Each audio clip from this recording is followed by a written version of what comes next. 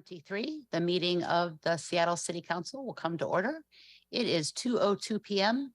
I'm Lisa Herbold, President Pro Tem of the Council. Will the clerk please call the roll? Councilmember Mosqueda. Present. Councilmember Nelson. Councilmember Peterson. Present. Councilmember Strauss. Present. Councilmember Lewis. Present. Councilmember Morales.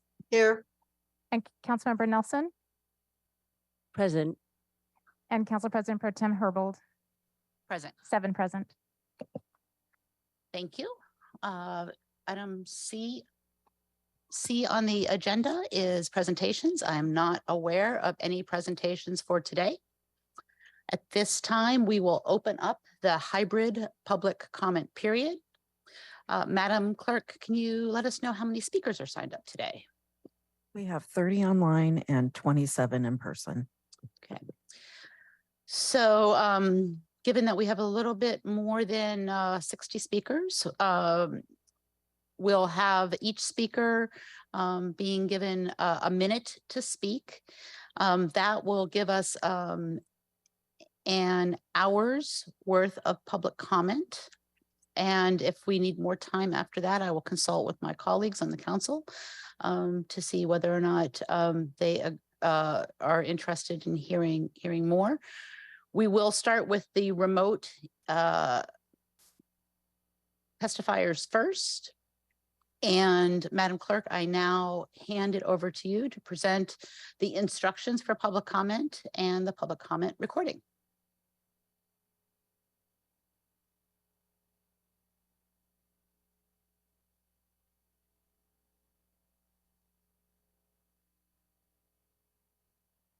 Hello, Seattle. We are the Emerald City, the city of flowers and the city of goodwill, built on indigenous land, the traditional territory of the Coast Salish peoples. The Seattle City Council welcomes remote public comment and is eager to hear from residents of our city.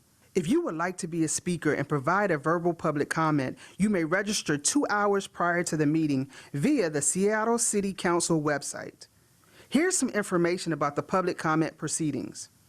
Speakers are called upon in the order in which they registered on the council's website.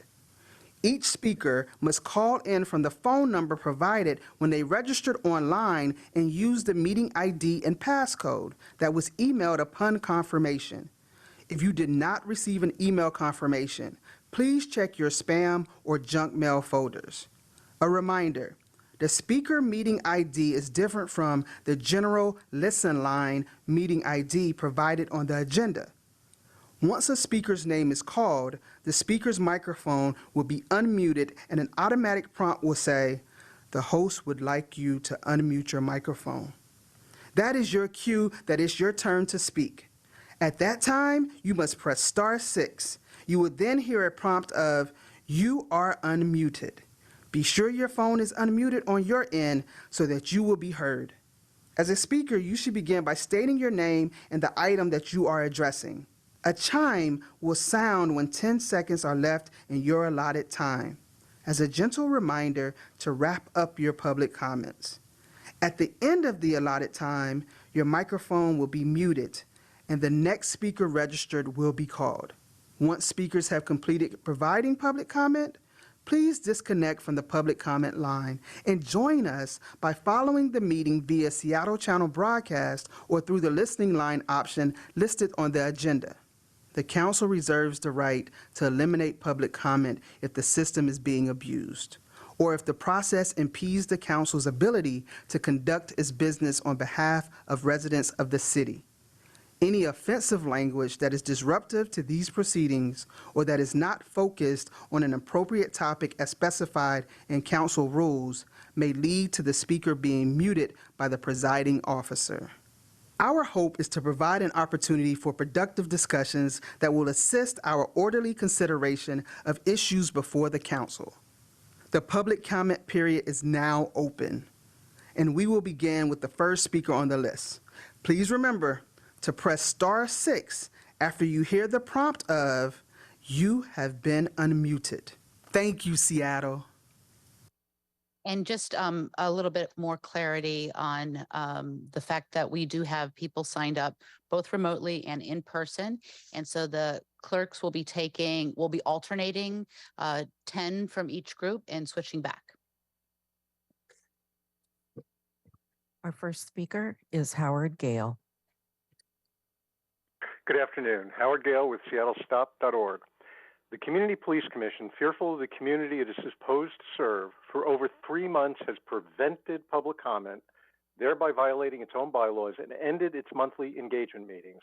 The CPC has attacked and slandered community members, including the family members of people who have been killed by the SPD. Last week, in the presence of CPC co-chair, CPC Director Callie Ellis attempted to prevent 5 community members, including 2 people who have experienced SPD harm and violence, from even having a discussion with staff, making bizarre claims concerning Seattle law, attempting to suppress First Amendment rights, and demanding that we leave the public space. The online video now has over 1,900 views. You've created a body that not only fails to provide police accountability, but has, just like the police, become unaccountable and accustomed to wielding power in harmful ways. After over 10 years of the consent decree, how did we get here? By never, ever appointing to the CPC any community members who've directly experienced serious SPD violence. Let me repeat that. The council has never appointed to the Community Police Commission any people who've experienced SPD violence. Thank you. Thank you. Our next speaker is Alicia Ruiz.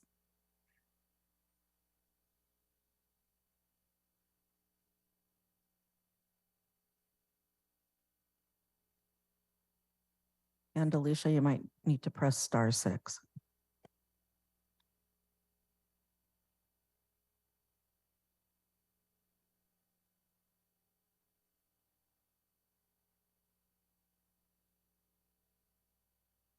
Okay, let's move on to the next remote speaker. And that is Jerriston Minor.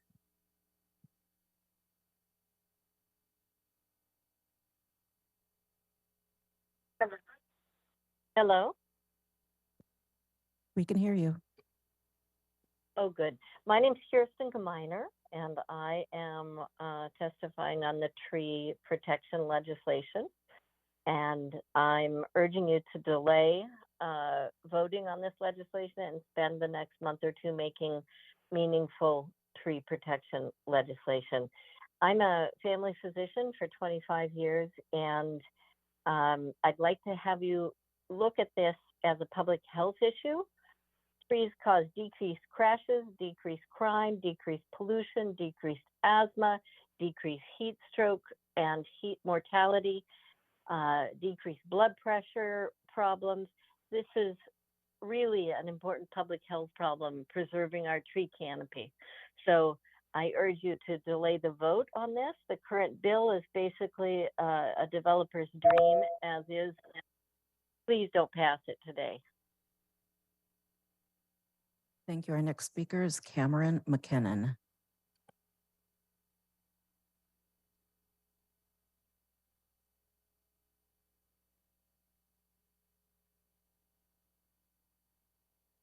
And Cameron, you might need to press *6. There you go. There we go, *6. Okay, good afternoon. My name is Cameron McKinnon. I am the owner of a small development firm located in Eastlake, and I'm here to represent the Master Builders Association of King and Snohomish County. Last Friday, the Seattle Times editorial board printed a piece that was grossly inaccurate. This has led to many misunderstandings about the bill. So today, myself and others representing the Master Builders Association will take our testimony time to set the record straight with actual facts. Number one, this is not a pro-developer bill.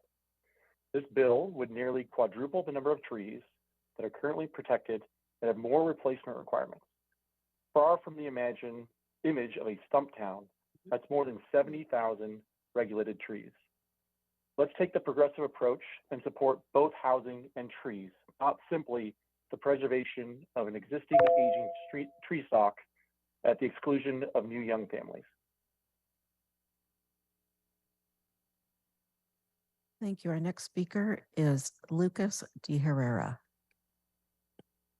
Hello, my name is Lucas De Herrera. I'm with the Master Builders. And I would just like to stress also that this is a balanced bill. It's not optimal for developers. It makes it harder to build in Seattle, but we recognize the compromise needed for trees and affordable housing. In this bill, home builders like the ones Blueprint represents, my company, will now be required to plant trees in all neighborhood residential development sites and right-of-ways and replace trees on site. If that's not possible, we'll pay into a gold by the city that will use those funds to plant trees where needed. Basically, mostly in the south end and in underserved areas. Based on recent data, all this will be focused in the south end and have a direct impact on gaining the tree canopy needed by the city of Seattle. Thank you. Thank you. Our next speaker is Sherry Newbold. Hello, my name is Sherry Newbold, and I'm a residential architect and both a housing and a tree advocate. And I urge you to vote on this balanced legislation today. It is definitely a more balanced legislation, and in my opinion, after analyzing it, in fact, leans in favor of trees to somewhat at the expense of housing. It's going to protect tens of thousands more trees than are currently protected, and it's going to provide funding for new trees, especially in South Seattle. And I want to thank Councilmember Strauss for his consideration and thoughtfulness to an extended public process to create this legislation. Thank you. Thank you. Our next speaker is Kristen Faferlick.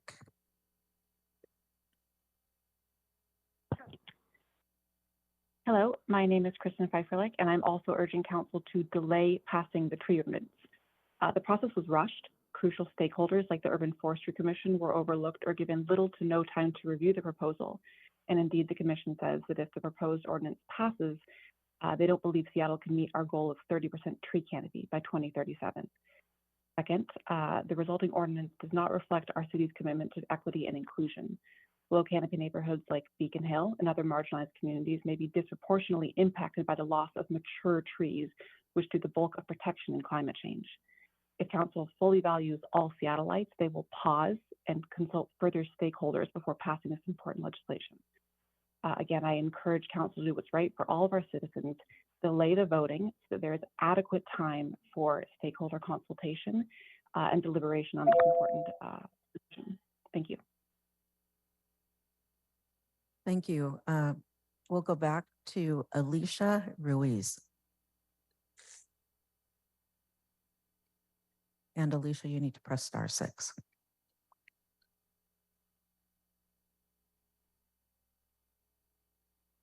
All right, we'll move on to the next speaker, and that is Eric Ambrewster. Hello, my name is Eric Armbruster. I'm with Ashworth Homes, and I am a member of the Master Builders Association.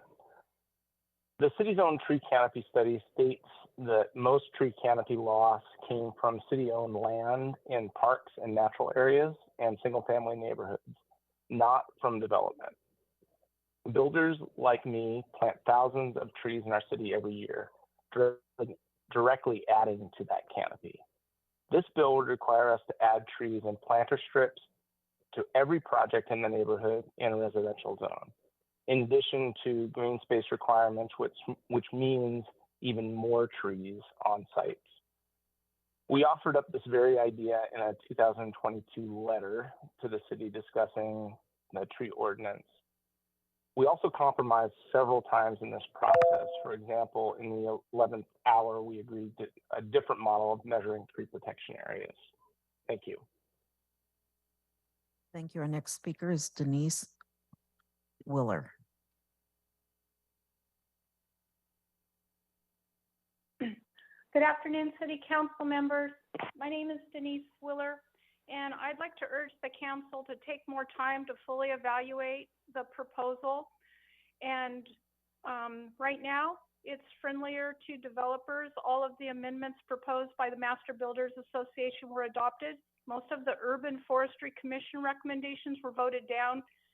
And in its current form, this is very important. The ordinance allows for the inclusion of 85% of a hardscape for proposed development, and in some areas 100%, This adoption will accelerate tree loss and impact the retention of the larger mature trees because the existing trees won't have enough open permeable land around them to continue growing and thriving. It's true, as a city, we desperately need housing, but we shouldn't make the mistake of building without preservation of what we already have. I respectfully ask the City Council not to rush your vote. Please defer your vote. Take time to go back to the table, consider the recommendations of the Urban Forestry Commission, the Green New Deal Oversight Board, and the Environmental Justice Commission. Thank you. Our next speaker is Trevor Johnson.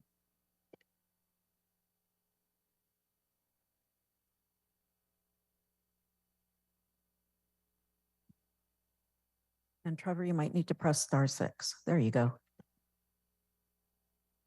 Okay, thank you, Council. My name is Trevor Johnson, and I'm with the Masters of Builders Association of King of Sumner County and Blackwood Builders Group. If you could allow me to continue, one of the most common misunderstandings that we have is that bill is increasing the amount of allowable development by introducing an 85% developmentable area. This is not a new allowance, nor is it a handout to home builders. It's currently allowed in the code. It does not mean that structures take up 85% of the development site. Current codes require walkways, parking, bike parking, trash areas, landscaping, pedestrian, and bioplanters, which are part of the developable area. For example, on a low-rise development site, townhomes can only be built on what remains of the developable area after all the requirements, which averages about 44% of the site. An important change will be that this legislation will allow for 100% developable areas in the commercial zones. This is important to the affordable housing community, and that really matters. Thank you for your time, and we believe everyone deserves a place to call home, and we want to make home happen. Thank you. Our next remote speaker is Robert Cruikshank. Hello, I'm Robert Cruikshank, chair of the Sierra Club Seattle group, and I'm speaking in favor of passing this ordinance today. The reason for that is because we have to correct a catastrophic mistake. Since 1945, we have clear-cut the great forests of Western Washington, paved farmland, and destroyed salmon runs in order to house our region's population out in the sprawling suburbs, rather than in dense, climate-friendly housing here in the city. That helped cause the climate crisis. Now the climate crisis is threatening our urban tree canopy. We believe the facts matter. The data is very, very clear that the main threat to our healthy urban forest comes from the climate crisis. We've all seen majestic cedars in our city go brown and sometimes die after the heat wave of 2021 or the drought of 2022. City's data shows clearly that we're not losing trees in the city because of development. Parks and natural areas because trees can't handle a hotter, drier climate. The IPCC has repeatedly explained that more dense urban housing is essential to reducing carbon emissions. We should not use tree policy to undermine other climate goals. That's why we're supporting this compromise ordinance to help us harmonize tree policy and housing policy. Thank you. We'll now move to the in-person speakers, and the first person up is Cliff Cawthorn. Hello, council members. As you know, my name is Cliff Cawthorn, the Advocacy and Policy Manager for Habitat for Humanity at Seattle, King, KTS counties. So housing is essential to health, and a healthy ecosystem is critical as well. That is why we are in support of this tree ordinance as it stands and urge you to pass this ordinance. We've been building affordable housing for the last 37 years. We see this as a balanced approach. I personally know what it's like to be crunched between housing displacement, dealing with health issues due to air pollution. Building affordable housing and trees are not in opposition to one another. This ordinance would provide affordable housing developers like us with stability. It will let us know what is allowed and what is not. This certainty helps nonprofit builders like us know if we can go forward on a project like our South Park development or our Loyal Heights development. I hope you decide to support the stabilizing and balanced approach so everyone has a safe, affordable, and healthy place to live in Seattle. Thank you for your consideration. Thank you. Our next speaker is Steve Rubstello.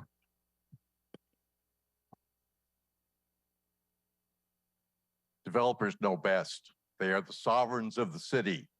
We, mere serfs and citizens of the city, will be covered under this ordinance. The developers, on the other hand, will have pretty much a free hand, as they always have and believe they always should, because they know better. Now, in Watergate, the old saying was follow the money. Maybe in Seattle, that might be also true. It's happened in many other cases.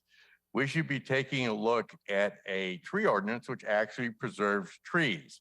Now, the Republicans and many far-right groups say you're a bunch of tree huggers. This ordinance is done by tree muggers. The trees are not going to be saved. They can be transferred every time you want to develop. All of a sudden, from citizens, it becomes part of the development plan. And all of a sudden, we're going to have fewer and fewer trees. How will this ordinance in the long run preserve the canopy of the old trees which are generational? Thank you. Our next speaker is James Fackler.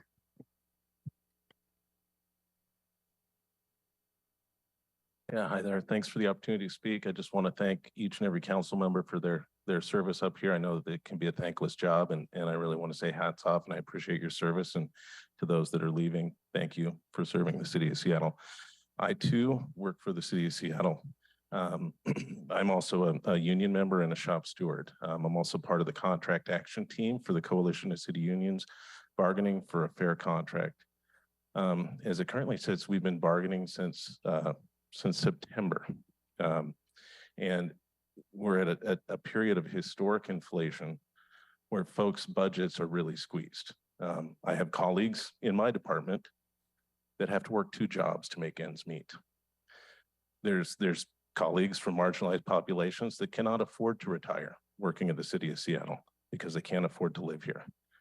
You know, you guys understand what the affordable housing rates are here, and there's a large number of people working for the city that qualify for affordable housing, making less than $26.50 an hour. So Thank you. Our next speaker is Joey Bullock. Hi, everyone. My name is Joey Bullock. I'm a SDOT employee. I'm the chapter president for Protect 17. I'm a part of the Coalition of City Unions negotiating for a fair contract since September. We've been without a contract since January.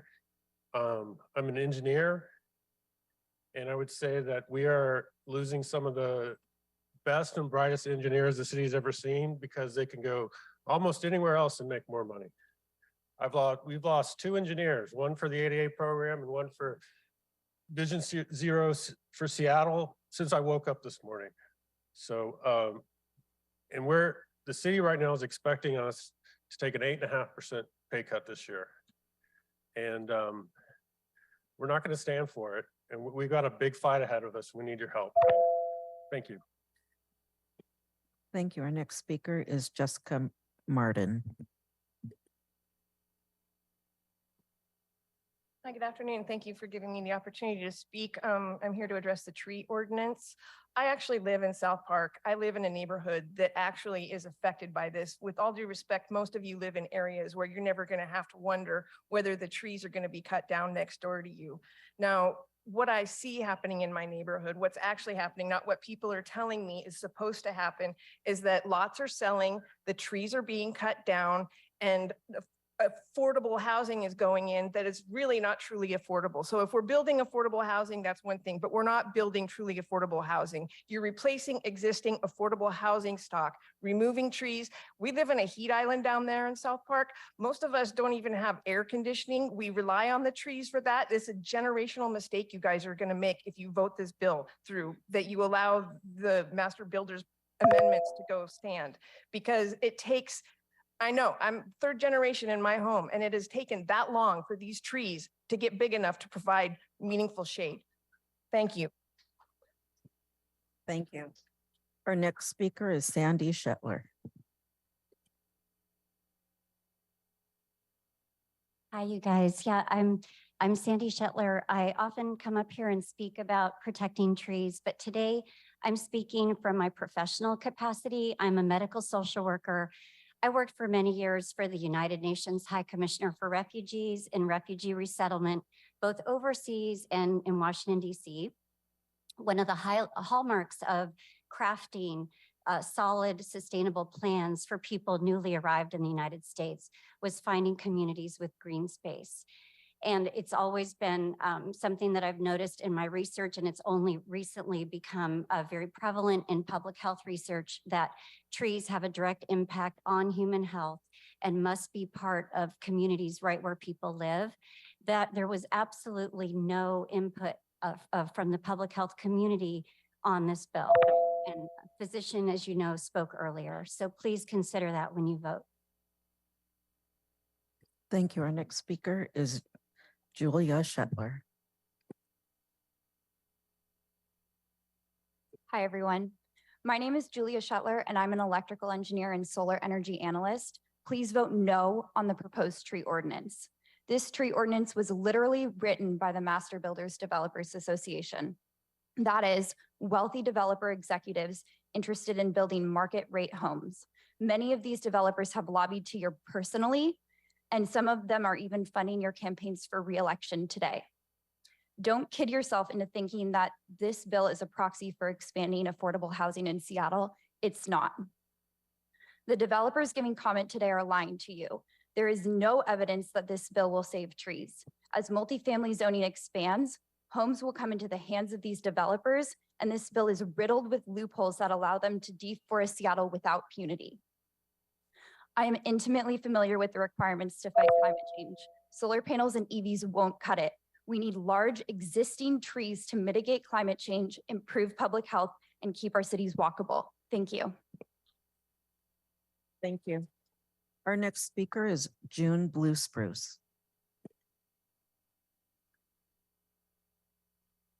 Thank you. My name is June Blue Spruce, and I live in District 2. And I'm here to speak about the proposed tree ordinance, a flawed process, a flawed rushed process that excluded urban tree experts, key stakeholders, and representatives of our most vulnerable communities has produced a deeply flawed ordinance. No one here really understands what the impact of the ordinance will be on our communities or our trees. I urge you to vote to take the months of June and July to fix it, to align the bill with the comprehensive plan, the Green New Deal, and the city's race and social justice initiative, to allow time for the UFC, the Green New Deal Oversight Board, and the Environmental Justice Committee to co-lead equity and technical review and recommend amendments, to allow review by the Sustainability and Renters' Rights Committee. If you don't do this, if you vote today for the ordinance as it stands, you will be voting, in the words of the Seattle Times, for the legislative equivalent of a chainsaw, and you will bear responsibility for the results. Thank you. Thank you. Our next speaker is Joshua Morris. Thank you, council members, for your attention and work on trees. I'm speaking on behalf of the Urban Forestry Commission with my colleague Leah Hall and would request 2 minutes. On behalf of the Urban Forestry Commission, we ask you to delay voting on Council Bill 120534 to the end of July to allow additional review and address community concerns. We have known for years that our current tree protection ordinance is not supporting tree preservation and that it tends to lead to higher rates of canopy loss in our most disadvantaged communities. The status quo is not working, not for our trees, nor for the most vulnerable in our city. Something has to change. And while the bill before you today contains some updates for which the Urban Forestry Commission has been advocating for years, we have not been comfortable indicating support for the ordinance in its current form. We ask for additional time and to review for 4 reasons. First, the process by which this bill was introduced to City Council by the Mayor's office violated City Code. The Mayor's draft ordinance was transmitted to the City Council and referred to Land Use Committee without prior review and recommendations by the UFC. This was against SMC 372-050A3. The process in the Land Use Committee was too fast. Thank you. Our next speaker is Leah Hall.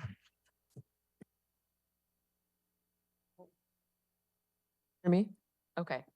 The review process in the Land Use Committee was too fast to allow for a full, careful review by the UFC and other stakeholders. I'm going to skip because I have 1 minute. Number 3, the UFC is concerned that setting specific hardscape allowances may hinder canopy equity goals. With regard to the specific hardscape allowances, the city's addendum to the SEPA determination of non-significance stated that setting a particular site coverage threshold might result in situations where additional trees are all allowed to be cut just due to the choice of a tangible specific 85% development capacity factor. The zones where capacity factors will be established already tend to have lower canopy. Half of commercial Seattle mixed and mid-rise zones where 100% site coverage will be set are environmental justice priority areas. I'm going to skip to the end. The UFC maintains that it's negligent to have failed to increase reporting requirements. For these reasons, we ask the council for. Thank you. We'll move back to the remote speakers. Our next remote speaker is Colleen McClear.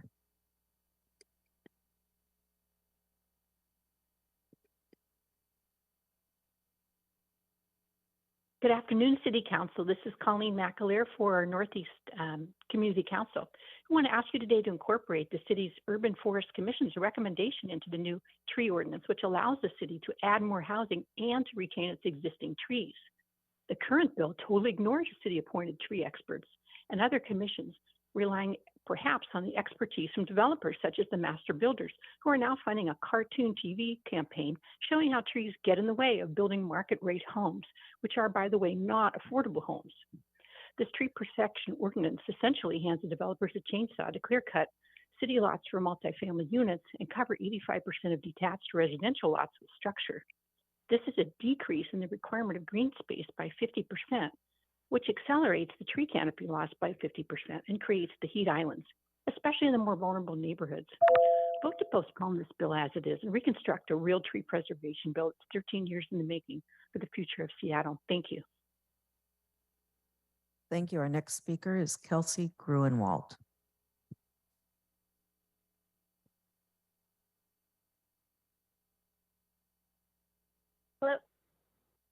Hello, council members. My name is Kelsey Grunwald, and I am a certified arborist, the owner of a tree service provider company, and a founding member of the Seattle Arborist Association.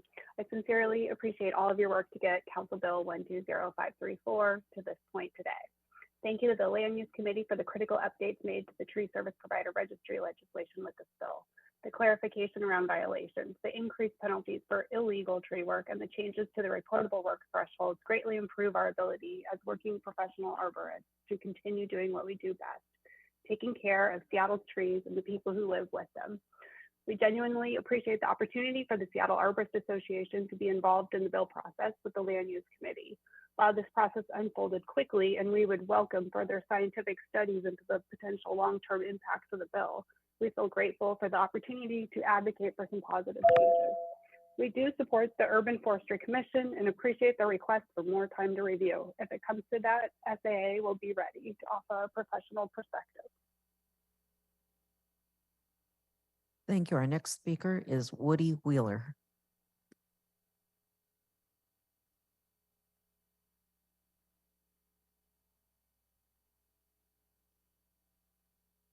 And Woody, you might try *6 to unmute yourself.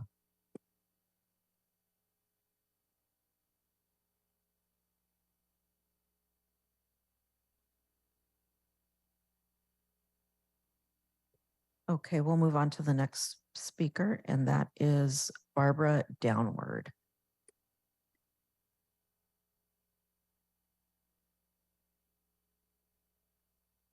Barbara Downward here. Please delay vote on the tree ordinance and consider the advice of the UFC in your vote. Predictability is not a feature of the climate crisis here and around the world. Changes are occurring faster than predicted. In Western Washington, we are experiencing tree dieback and disease that science can't explain in native species like Western red cedar, big leaf maple, birch, and Western sword fern. In my Magnolia neighborhood, I see creation of market rate housing that is destroying tree canopy at an alarming rate. Some builders speaking during these meetings have asked for predictability in the tree code that will allow them to build economically, but I don't see pricing that reflects the destruction created by 85% lot coverage here. Renewal of old housing stock needs to happen at the same time as renewal of aging infrastructure. On my street, huge puddles formed during recent rain events at the bottom of the Thank you. Our next speaker is Michael Oxman. Hi, friends. Hi, friends. This is Michael Oxman. I'm a member of the Seattle Green Spaces Coalition, seattlegreenspaces.org. The SLI calls for a budget for each of the 9 departments' expenditure for urban forestry activities, which will be due in June. So if you wait on this proposal, then you'll be able to find out how much money you're spending so you'll know what to do. So item number 2, there is another SLI to hire a chief urban forester who will sort these issues out in conjunction with a consultant that we think is needed to separate out the various players. Next, the hearing examiner's decision to deny the appeal by MBAX is no longer applicable for the SEPA DNS, and you have changed and added land use issues, so it's no longer the same basket. And so we want you to vote no on the current proposal and amend the heck out of it in the next 2 months. Thank you, and put in a natural.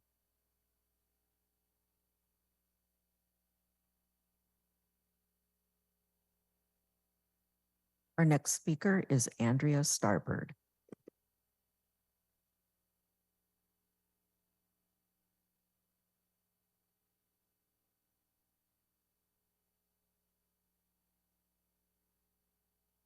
Good afternoon. My name is Andrea Starbird, and I'm one of the founding members of the Seattle Arborist Association. On behalf of the SAA, I would like to thank Council and the Land Use Committee for taking up Bill 120534. And thank you again for inviting us to participate during the committee's review of this important legislation. As an association, we support several parts of the bill. A few items that we specifically endorse are changes to the tree service provider regulations and closer alignment with industry standards for tree care. We support increased protection during development for neighboring trees, increased protections for trees at smaller sizes outside of development, and amendments that allow for more proactive management of invasive and nuisance tree species. At its core, this ordinance increases protections for trees on private property while trading tree protection for tree replacement and fees in lieu on sites undergoing development. It requires that more trees be replaced if they are removed, but it does not increase the number of trees protected. We support the UFC's request for more time to study how this ordinance. Thank you. Our next speaker is Alan Taylor.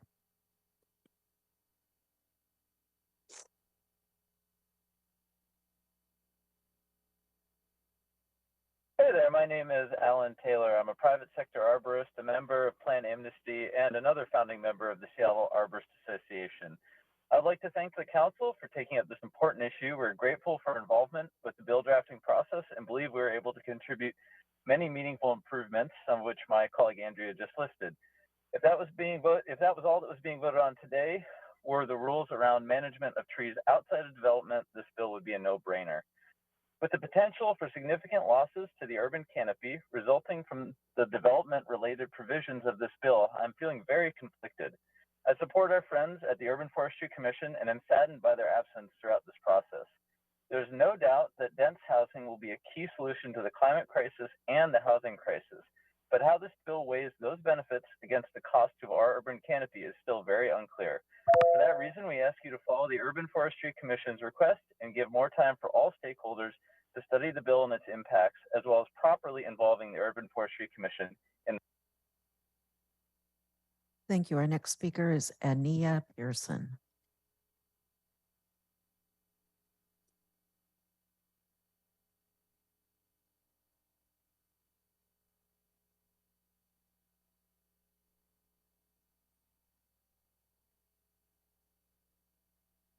Ania, it looks like you're unmuted. You can go ahead and speak.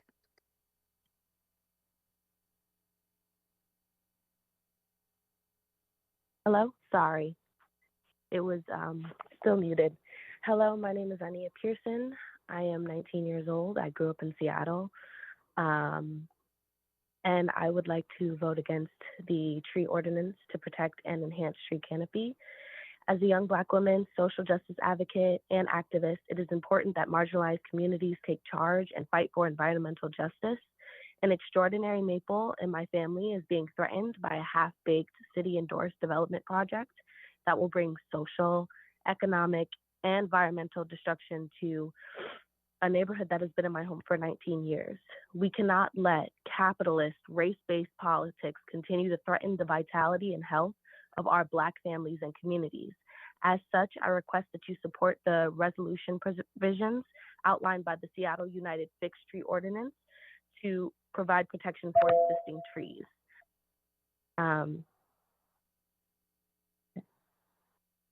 Planted trees does not offer the same health benefits as older trees. So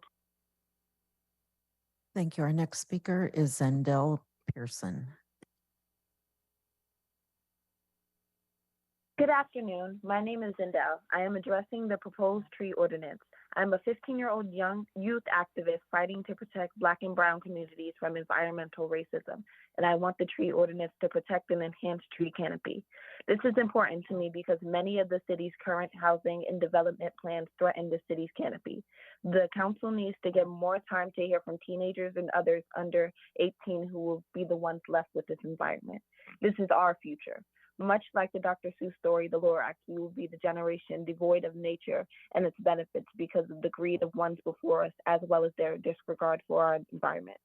Furthermore, there aren't enough Black voices in the room, and what's left of our neighborhoods are always hurt first when it comes to trees being cut down. Ordinance CB 120534 needs to be fixed. Thank you.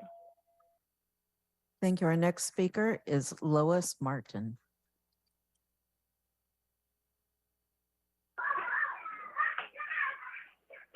Hi, good afternoon, Council. My name is Lois Martin, and I am a Black Legacy Central District resident and educator concerned that the proposed tree ordinance does not protect trees, thus leaving my 1 to 5-year-old students exposed to a future of living in communities that lack the health benefits trees provide in exchange for market rate housing that are in no way affordable. I urge Council to give the UFC, the New Green Deal, and Race and Social Justice Committees, along with Public Voice, more time to weigh in on this impactful ordinance.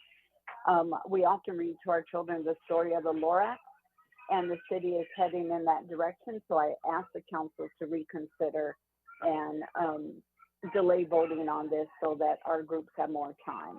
Thank you. Thank you.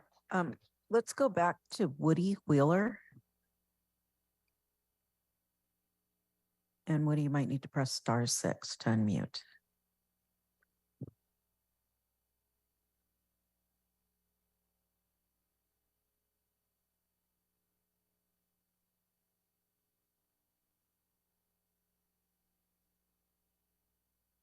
Let's go to Roque de Hera.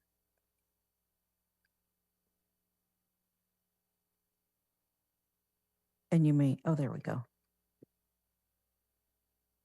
Hello, my name is Rocky De Herrera. I work for Legacy Group Capital, representing more than 60 home builders. These builders are small businesses building housing that's critical to our housing crisis. I'd like to thank the council for their careful consideration of trees and housing. And I'd like to stress that this bill is a compromise that favors trees. This bill will result in less housing.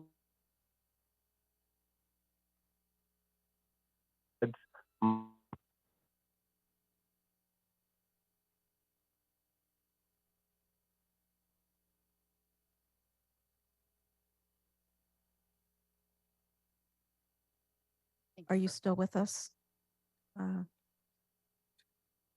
Okay, I think he dropped off, Amelia. So we'll move to the in-person speakers now.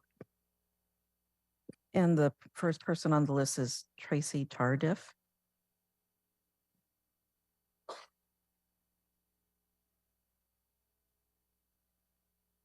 My name is Tracy Tardif, and I live in Seattle, and I'm urging you to delay the vote on this ordinance. Please give it the consideration that it needs. Housing is a critical need in Seattle, but we have to do it right. My understanding right now is that we need to talk about this guaranteed lot development area of 85%. We need to require a tree inventory, which is an arborist report, not part of the current ordinance. Portland, Oregon, Kirkland, Washington, Vancouver, BC, and other cities require tree inventories up front.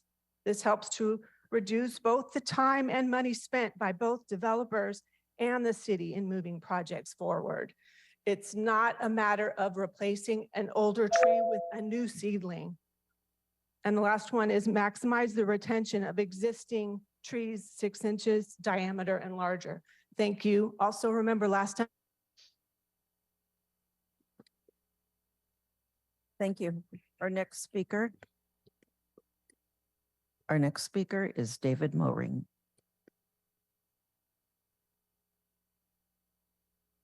Forestry Commission, we do not have to pass this bill to get housing and trees. So you have several options, City Council. One option is to amend this for the Green New Deal and to cover communities that need trees. We right now, SMC 2511-070 as written basically negates and trumps all the additional tree protections that were added. The second option is to withdraw this for further study as the Urban Forestry Commission has recommended. We need to spend the time to do this right.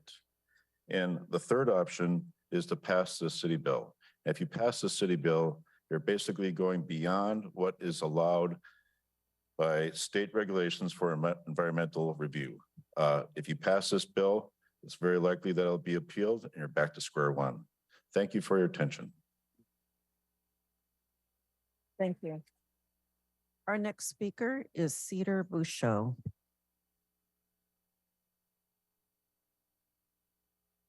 Hello, I am a resident of South Park. Seattle is known as the Emerald City, but this proposal will turn poor neighborhoods into concrete jungles. Areas targeted for redevelopment are frontline communities that are already experiencing so many inequities: health outcomes, life expectancy, income inequality, as well as tree canopy cover. What does a commitment to tree equity in these neighborhoods really mean when you are allowing developers to remove any trees that stand in the way of their profit? Looking at the heat maps, it is clear that these areas are also experiencing disproportionate heat, which is only worsening each year. It will take at least a generation to repair the damage caused by allowing heritage trees to be cut for the sake of housing. New trees won't grow in heat islands. I have seen trees planted by the city around my neighborhood die because they were not maintained. Our record of dealing with Thank you. Thank you. Our next speaker is Kathleen Kirchhoff.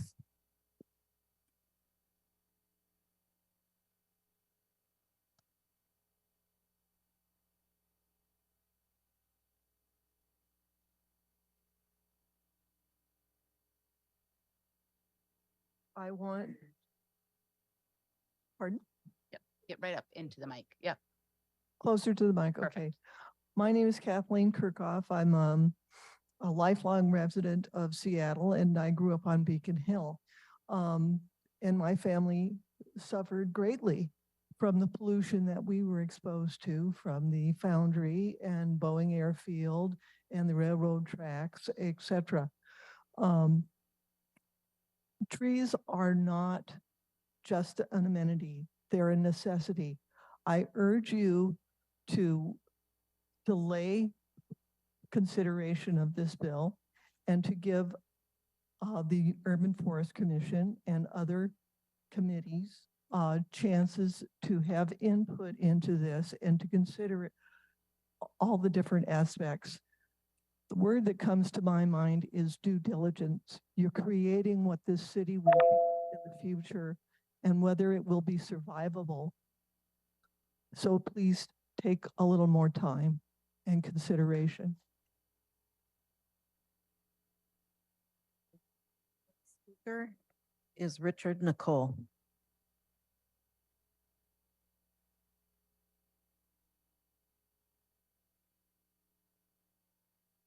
Yes, I'm a resident of Ballard.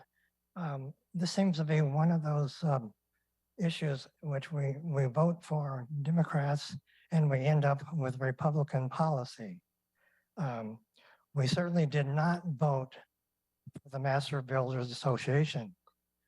And the 85% and 100% numbers that they were handed and probably given to us are unacceptable, they're reactionary, and they're not to be accepted.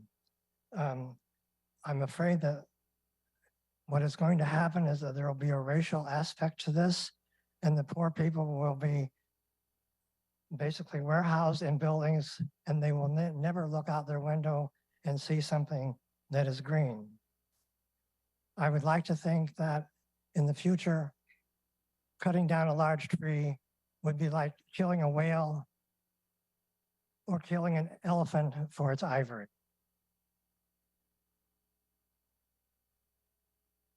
Next speaker is Dave LeBlanc.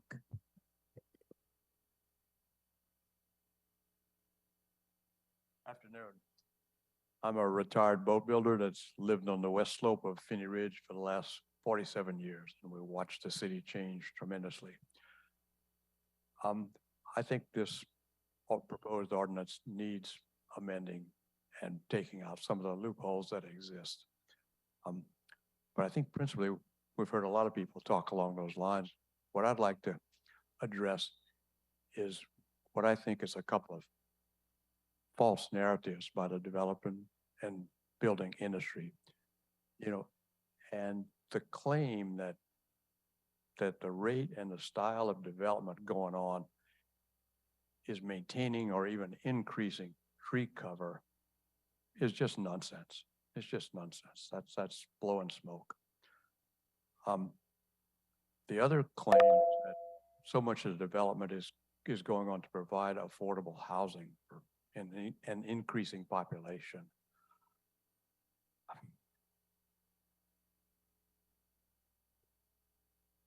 Thank you. Sir, your time's up. Sorry. Thank you. Our next speaker is Neil Frothingham.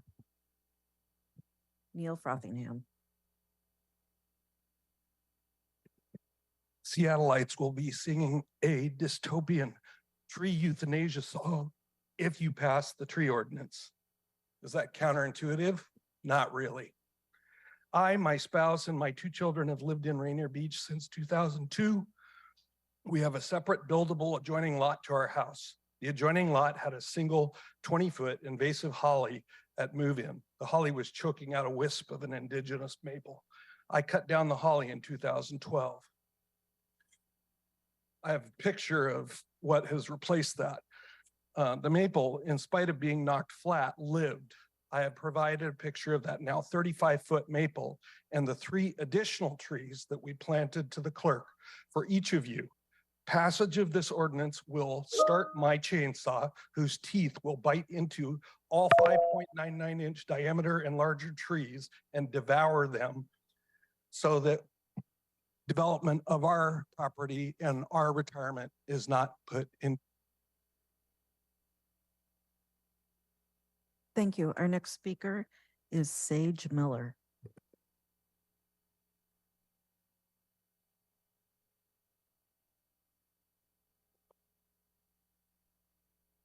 Yes, my name is Sage Miller, and I live in District 7. So Andrew, it's good to see you here today representing the council, and I'm hoping that you'll be in support of the recommendations that the public has made here today. I'm in support of the Urban Forestry Commission's letter that was sent 5/17 recommending a delay in the vote for the ordinance until July. There's several points I wanted to make. One is my understanding is that the Urban Forestry Commission did not have sufficient time to review the many amendments from the Land Use Committee. So I urge the council to spend time listening to the committee who you appointed for their valuable expertise. And 2, the equity tool box was not adhered to. So I think the council needs to go back and take a look at that. And finally, I think there is a way for true.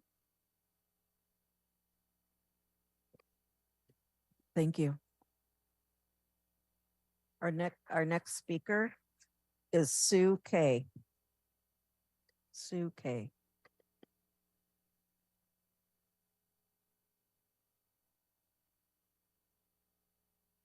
Noon.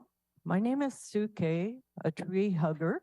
I'm here to support the Urban Forestry Commission's request for a delay till July. I've heard As Sage has mentioned, they did not follow the equity that the equity toolkit was not followed, and that there was insufficient time for input and recommendations, especially for these volunteers that work so hard.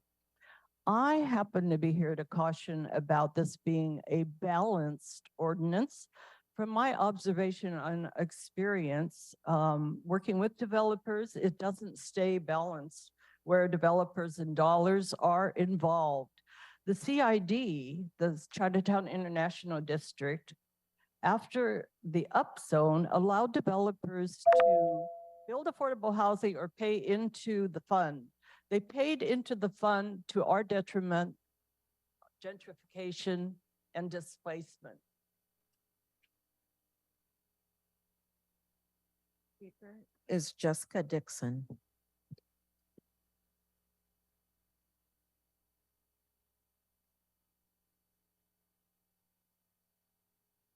Hi, good afternoon. I'm Jessica Dixon. I'm in District 6. What we do know, a bill to regulate trees in the city was crafted in large part by developers and builders. It was not based on national standards and best practices in urban forestry for the long-term sustainability of Seattle's urban forest. 2, the process has been rushed. The bill was introduced in March with a 6-week timeline for introduction to vote by full council. Even members of the Land Use Committee admitted during their public meetings and having a hard time understanding the complexities of the bill and the impact this bill will have on canopy in the city. 3, the UFC was ignored. As written, the council bill bypassed the UFC, and when the UFC scrambled to hold special sessions and responded with serious concerns about the bill, they were ignored. 4, the bill will go into effect before the implications of the state mandated middle housing bill that will result in zoning every neighborhood are fully understood. I urge the council to consider the amendment supported by a diverse and growing coalition that provides a template for a more measured, responsible, and equitable process to draft a new tree. Thank you. We'll now move to the remote speakers, and the first speaker up is Barbara Bernard.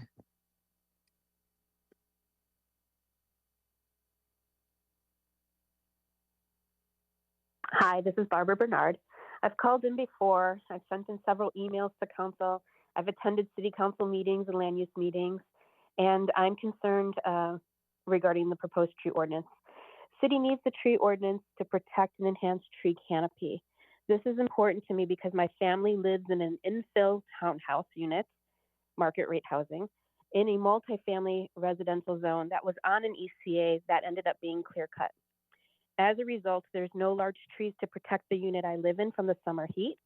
We were fortunate enough to be able to save for AC for some of the rooms after we had continuous summers of unbreathable air due to wildfires. But this is clearly not an option for residents on a fixed budget, and the cost to run the EC is also an additional burden and is not affordable to most. I question if builders or the city survey people that end up living in these structures without large shade trees on the property. I support UFC and to delay the vote. Thank you very much. Thank you. Our next speaker is Patrick Taylor.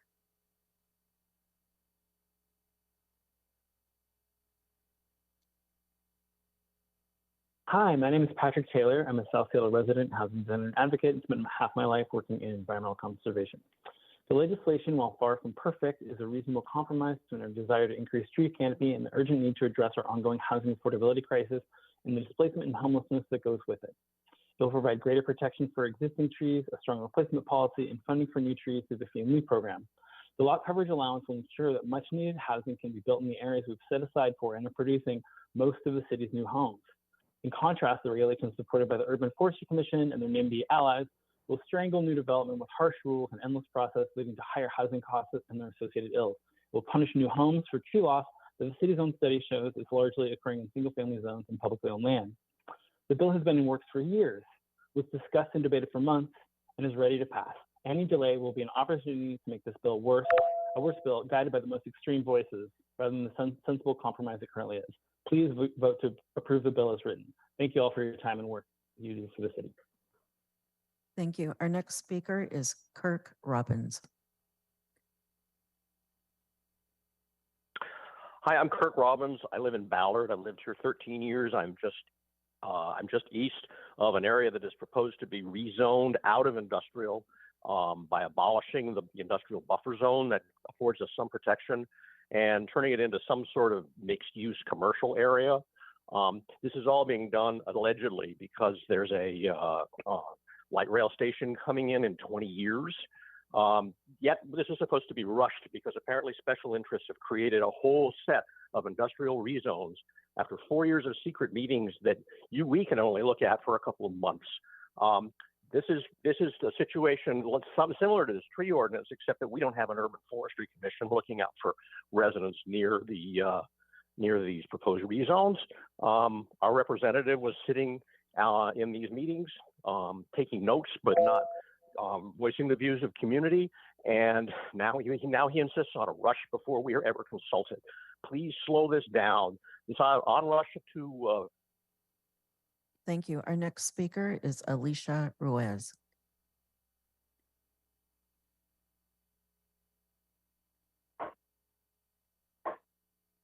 Good afternoon, members of the council. Sorry for the earlier technical difficulties. My name is Alicia Ruiz. I represent the Master Builders Association of King and Snohomish counties. What I don't understand is why the tree advocates are demanding more delay, and at the same time complaining that this update process has taken nearly 20 years. They have heard from us stakeholders a million times over the last 20 years, and you can't claim both. I also don't understand how the Urban Forestry Commission can claim that their recommendations were not taken into account when their amendments were considered by the Land Use Committee and thus voted down. That is how the legislative process works. Some of the many recommendations that were adopted was the creation of urban forestry or an urban forester, chief urban forester, protection thresholds to include 70,000 more trees, and one that nobody's talking about, which is restricting property owners, further restricting them from the right to remove trees on their own property. Thank you. Our next speaker is Jesse Simpson.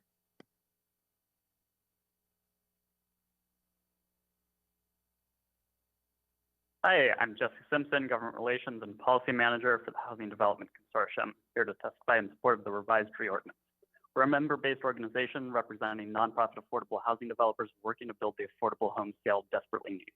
As someone born and raised in Seattle, I understand the deep connection people feel towards the majestic trees of our region and pleasure of a shaded street on a hot summer day. I also see the effects of our dire housing shortage every day on the streets of our city and in conversations about who can continue to live in Seattle as rents rise. I applaud the council for navigating complexities and difficulties through this tree ordinance update. I believe the legislation strikes an appropriate balance between expanding tree protections and ensuring such protections do not impede housing production. The legislation greatly restricts tree removal outside development and expands rules for new street trees. I'll note 87% of recent tree canopy loss is not associated with development. I urge you to pass this tree ordinance and thank you for the opportunity to testify. Thank you. Our last remote speaker is Woody Wheeler.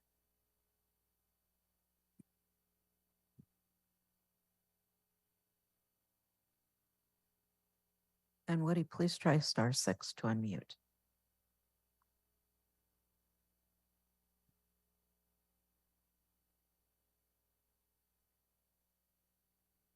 Woody, hit *6, please, so we can hear you.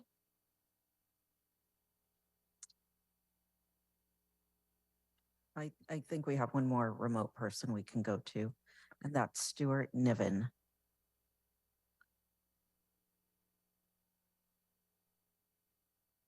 Stuart Niven, please hit *6 so we can hear you.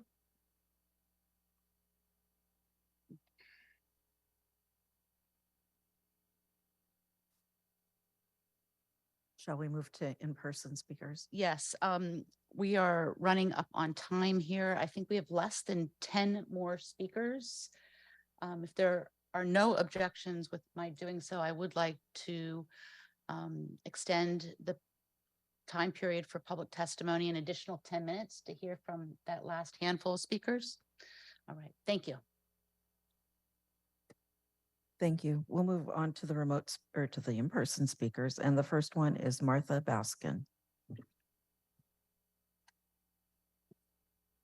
Afternoon. Good to be with you on this challenging issue, eh? I write about these issues sometimes and have been following the tree code since 2019. Given the misinformation surrounding the tree code and the hot button issue of housing, in particular non-market rate housing, I urge the council to hit reset and recognize that if you expect the tree code to address affordable housing, then advocates who understand it well need to be at the table negotiating land use codes with DCI, and seated beside them should be experts from the Urban Forestry Commission, Beacon Community Council, Green New Deal oversight, who understand the importance of trees and canopy for a city that's ready for the 21st century. But the tree code is not about building affordable housing. If that were true, then the 255 acres of canopy the city lost between 2016 and 2021 would have simultaneously produced thousands of units of affordable housing. It did not. Skip. When the council adopted ADU reforms, drat. So I spoke with DCI, and not one ADU that they were reserved for either green or low income, not.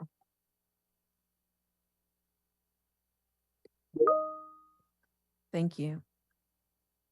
Our next Thank you, speaker Martha. is Chris Gallup.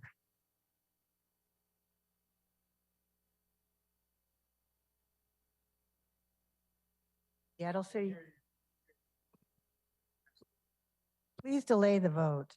8 years ago, the Seattle City Council wrote a comprehensive plan named Seattle 2035, in which they set a goal to increase tree canopy in Seattle to 30% by 2037 and eventually increase it to 40% with an eye to closing the racial and social disparities related to canopy cover. Tragically, in the last 8 years, Seattle has not gained canopy cover, but has lost 255 acres of canopy. We would quickly lose more under the proposed ordinance. Just because the Seattle 2035 comprehensive plan was not created by the city council, it doesn't mean that they don't have to abide by it. Look me in the eye and tell me that this city council is abandoning the plan to reach 30% tree cover and its provisions to close racial and social disparities. I trusted the 2015 Seattle Council. Should I not have? Thank you. Thank you. Our next speaker is Suzanne Grant.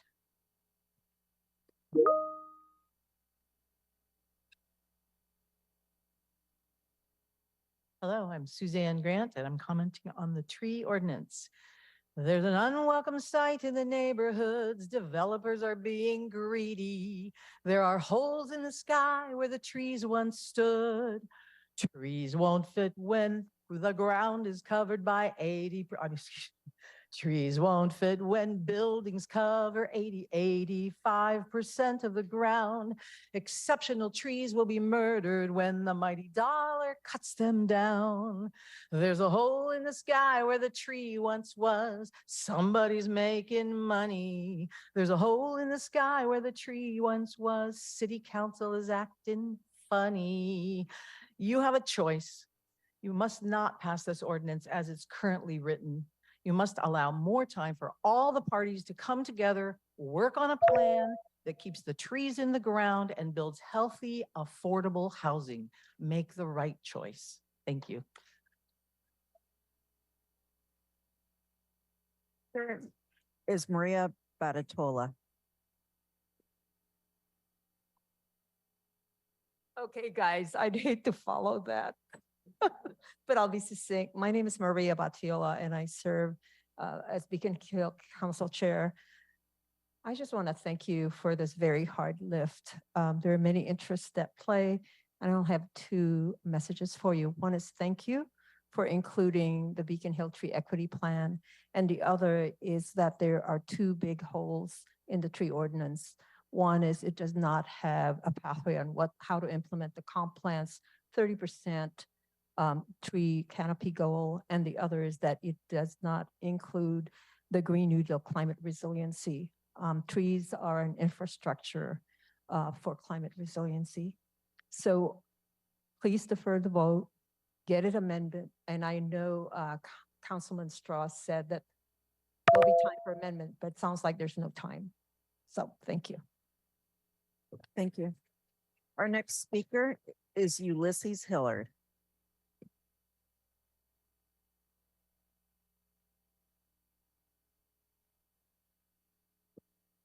Ulysses Hillard.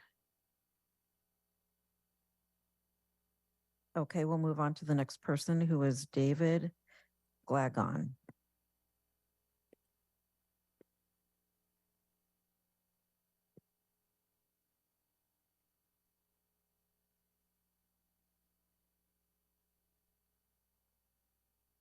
Good afternoon. My name is Dave Gloger and I live in District 5. Recently, the city of Bellevue started work on a tree protection ordinance, and they sent out a survey to get the input of its residents. What a novel idea that is. Seattle does things much differently. They get input from the Master Builders Association. And during the land use committee meetings, they ignore major inputs from the Urban Forestry Commission and ignore public comments by citizens that ask that 85% hardscape allowance be removed. It's time to start listening to the people of Seattle, and it's time to listen to the impacted communities and the real tree experts on this subject. I urge you to think on this very seriously, because trees matter to the people of Seattle. In a March survey, 2 of 3 Seattle voters say they are concerned about tree canopy loss and as housing density increases. It's up to you to allay those fears, and this ordinance does not do that. Let's get this right.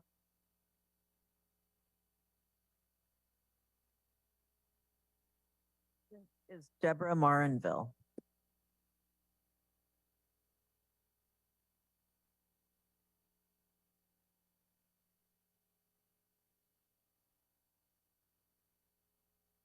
Hello, I'm Deborah Moranville.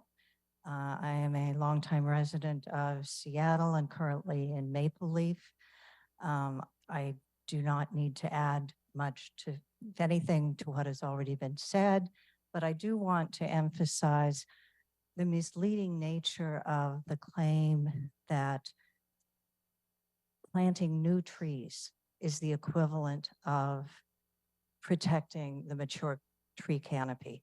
Yes, we need many more trees, lots of tree planting, but they do not grow sufficiently quickly enough to perform the job that we need done, both in terms of protecting our residents and in terms of fighting climate change. And I think it's clear that concerns about affordable housing are not what's really at stake here, much as we need that. Thank you. Thank you. Our next speaker is Steve Zemke.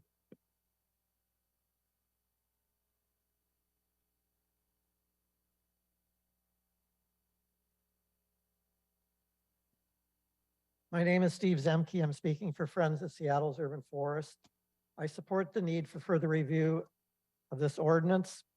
I have a couple of questions. Who really speaks for trees in the city? Who has urban forestry expertise in the city? Asking the building department, whose priority is to help builders build, is a mistake. We need urban foresters in the city to be helping to make those decisions. We need a new Department of Climate and Environment with an urban forestry division. Relying heavily on master builders, but not on the Urban Forestry Commission for ordinance language is a mistake. There is, for example, there is no plan to reach 30% tree canopy, despite all the talk about it. It's just a goal for 2037. So I ask that no matter what happens today, that this council be open to new information, get data, and make decisions based on that, on trying to protect our existing trees. Thank you. Thank you. Our next speaker is Susan Wand. Susan Wand. Good afternoon. I'm Susan Ward, and among the multiple amendments is the one allowing 85% lot coverage for buildings in concrete in low-rise zones up to 100% in others. How does this fit into a tree code? It doesn't. How does this protect trees? It doesn't. Those exceptional and significant trees will be clear-cut in development, and their new categories won't save them. There was an amendment to remove this provision. You and the committee voted it down 4-1. The current draft removes protection of 6 to 12-inch trees in sites to be developed. They make up 45% of the city's trees. They are the eventual replacements for the exceptional trees. You all know we are feeling global warming already. You all know that mature trees provide some of our greatest defenses against it. So I won't repeat what you already know. What is required is that you care. Seattle lost 255 acres of trees in the 5 years between 2016 and 2021. The new tree code as it is now will accelerate that loss. It hands a chainsaw over. Thank you. The next person up is Richard Ellison.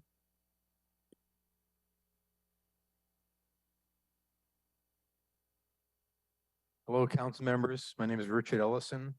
On District 4, I want to thank Alex for doing such a stupendously great job trying to help save trees. If you're genuinely interested in saving healthy trees, it's a no-brainer to require tree surveys before the building permit is issued, require the maximum retention of existing healthy trees when it's possible, not have a guaranteed 85 or 100% hardscape. Why is it so hard to listen to your Urban Forestry Commission? Cass Turnbull, the founder of Plant Amnesty, once said, no place for big trees. That's pretty much what we're proposing here. This isn't a true protection ordinance. This is a clear-cutting ordinance. It's an outrage. It guarantees that there's no place for shade. There's no place for kids to play. There's no place for birds. There's no place to live except in a concrete jungle. Welcome to the new Seattle. Thank you.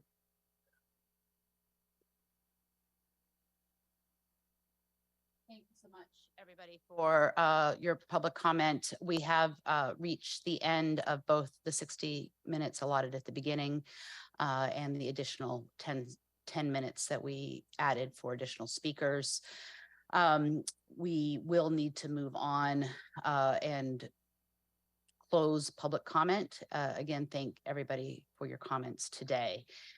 Moving on to item E on the agenda, adoption of the introduction referral calendar. If there is no objection, the introduction and referral calendar will be adopted. Hearing no objection, the introduction and referral calendar is adopted. Moving on to item F, adoption of the agenda. If there is no objection, the agenda will be adopted. Hearing and seeing no objection, the agenda is adopted. Moving on to item G on the agenda, which is the adoption of the consent calendar. We will now consider the proposed consent calendar. I'm going to quickly go through the items on the consent calendar. They include the minutes from the May 16th, 2023 meeting, the payroll bill, Council Bill 120579, several appointments, including one appointment to the Seattle Public Library Board of Trustees and 10 appointments to the Seattle Center Advisory Commission. Those are brought to us by the Public Assets and Homelessness Committee. One appointment to the Freight Advisory Board, 4 appointments to the Levy to Move Seattle Oversight Committee, 4 appointments to the Seattle Pedestrian Advisory Board, 1 appointment to the Seattle School Traffic Safety Committee. Those have come to us from the Transportation and Seattle Public Utilities Committee.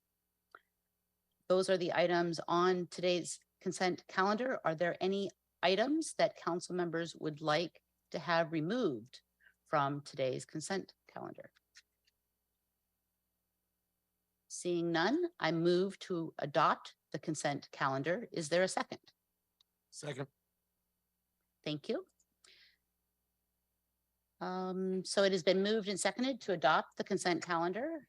And will the clerk please now call the roll on the adoption of the consent calendar? Councilmember Mosqueda. Aye. Councilmember Nelson. Aye. Councilmember Peterson. Aye. Councilmember Strauss. Yes. Councilmember Lewis. Yes. Councilmember Morales. Yes. And Council President Pro Tem Herbold. Yes. 7 in favor, none opposed. Thank you. The consent calendar items are adopted. Will the clerk please affix my signature to the minutes and the legislation on the consent calendar on my behalf? Moving to item H on the agenda today, we have committee reports. We first have a committee report coming from full council. Will the clerk please read item 1 into the record? Agenda item 1, Council Bill 120578, relating to city employment, commonly referred to as the second quarter 2023 Employment Ordinance, returning positions to the civil service system, exempting positions from the civil service system, and amending sections 4.13.010 of the Seattle Municipal Code, all by a 2/3 vote of the City Council. Thank you. I move to pass Council Bill 120578. Is there a second? Second. Thank you. It is moved and seconded to pass the bill. Council President Juarez is the sponsor of this bill, and in her absence, Councilmember Peterson will address this item on her behalf. Councilmember Peterson. Thank you, Council President Pro Tem Herbold. Colleagues, on behalf of Council President Juarez, who serves also as the chair of our governance committee, I'll speak briefly as vice chair of that committee about Council Bill 120578, which is the second quarter 2023 employment ordinance. As we know, the council authorizes certain City of Seattle personnel actions through quarterly employment ordinances. With this second quarter 2023 employment ordinance, council will authorize the Seattle Department of Human Resources Director to change 3 positions to civil service status, the 3 exempt positions to civil service status, and it will change 8 civil service positions to exempt status. This employment ordinance would also remove the positions of administrative staff assistant and management systems analyst from SPD. As noted by our City Council Central staff, this is a standard type of quarterly employment ordinance. So I'll thank you in advance for your support. Thank you very much. Are there any additional comments? Seeing none, will the clerk please call the roll on the passage of the bill? Councilmember Mosqueda. Aye. Councilmember Nelson. Aye. Councilmember Peterson. Yes. Councilmember Strauss. Yes. Councilmember Lewis. Yes. Councilmember Morales. Yes. And Council President Pro Tem Herbold. Yes. 7 in favor, none opposed. Thank you. The bill passes and the chair will sign it. Will the clerk please affix my signature to the legislation on my behalf? Next, we're moving to the reports from the Land Use Committee. Item 2, will the clerk please read item 2 into the record? Report of the Land Use Committee, Agenda Item 2, Council Bill 120534, relating to tree protection, balancing the need for housing production and increasing tree protections, and amending section 23.44.020, 23.47A.016, 23.48.055, 23.76.004, 23.76.006, and Chapter 25.11 of the Seattle Municipal Code. The committee recommends that City Council pass as amended the council bill. Thank you so much. Councilmember Strauss, as chair of the committee, you are recognized in order to address this item. Councilmember Herbold, may I make a motion to postpone? I think procedurally we're going to hear from the sponsor first, and then when I ask for comments, then that will be the time for you to make a motion to postpone. Thank you. Thank you. Thank you, Council President Pro Tem, and it's good to see so many of you in this chamber today. I'm going to give some remarks right now regarding both this Council Bill 120534, the tree protection bill, as well as Council Bill 120535, the next bill on today's agenda, which is the tree protection budget appropriations. First, we're going to start with a bit of history. This bill was introduced on March 21st. I invited colleagues to committee and to submit amendments to this bill ahead of the amendment deadline. We had a total of 6 meetings plus 1 public hearing for a total of 7 meetings that were almost exclusively dedicated to this bill, except for 1 legally required bill to pass within a certain time frame. Urban Forestry Commission asked for more time, and we extended the time by an additional week, and we have provided more time since the bill has passed out of committee. We passed the tree protections bill out of committee on May 4th after a 6-hour-long committee meeting where we had over 50 amendments to discuss. We only take up this level of policy during budget, and we had to mirror the budget process to accomplish this. This is why amendments at full council are not welcome. We have had the opportunity to have all council members participate ahead of the deadline, and the amount of amendments at committee are just not appropriate here at council. This has been known for some time. This bill has been before the public for 2 months for a total of 63 days. The effective date for this bill is 60 days, which is double the typical timeline. We also extended the typical time for a bill moves out of committee to full council, which would have been 5 days, and we increased it to 19 days, almost 4 times the regular schedule. I've heard the calls for the delay, and I do not believe delaying the passage of this bill is prudent at this time for several reasons. The threat of increased cutting ahead of new regulations is a present threat. Delaying this bill will lead to more trees being cut down without the protections contained within this bill. With a 60-day implementation timeline, we have the time needed to make changes to any flaws should they exist. And more importantly, creating public policy is an iterative process, meaning we can draft cleanup bills in the future. I'm open to working with Urban Forestry Commission and other stakeholders to address their concerns through cleanup legislation. And these are not just words. We regularly pass cleanup bills. Last year, when we passed the arborist registration legislation, this year we followed up with a cleanup legislation based on feedback from high road arborists. And this was accomplished before the items fixed had unintentionally caused harm, because I know my colleagues do not want to sit up here and pass public policy that creates harm. And we know that sometimes best efforts present require changes. If we delay the bill's final passage, we will not enact the important tree protections I've been waiting for half of a decade, and some others have been waiting for 2 decades.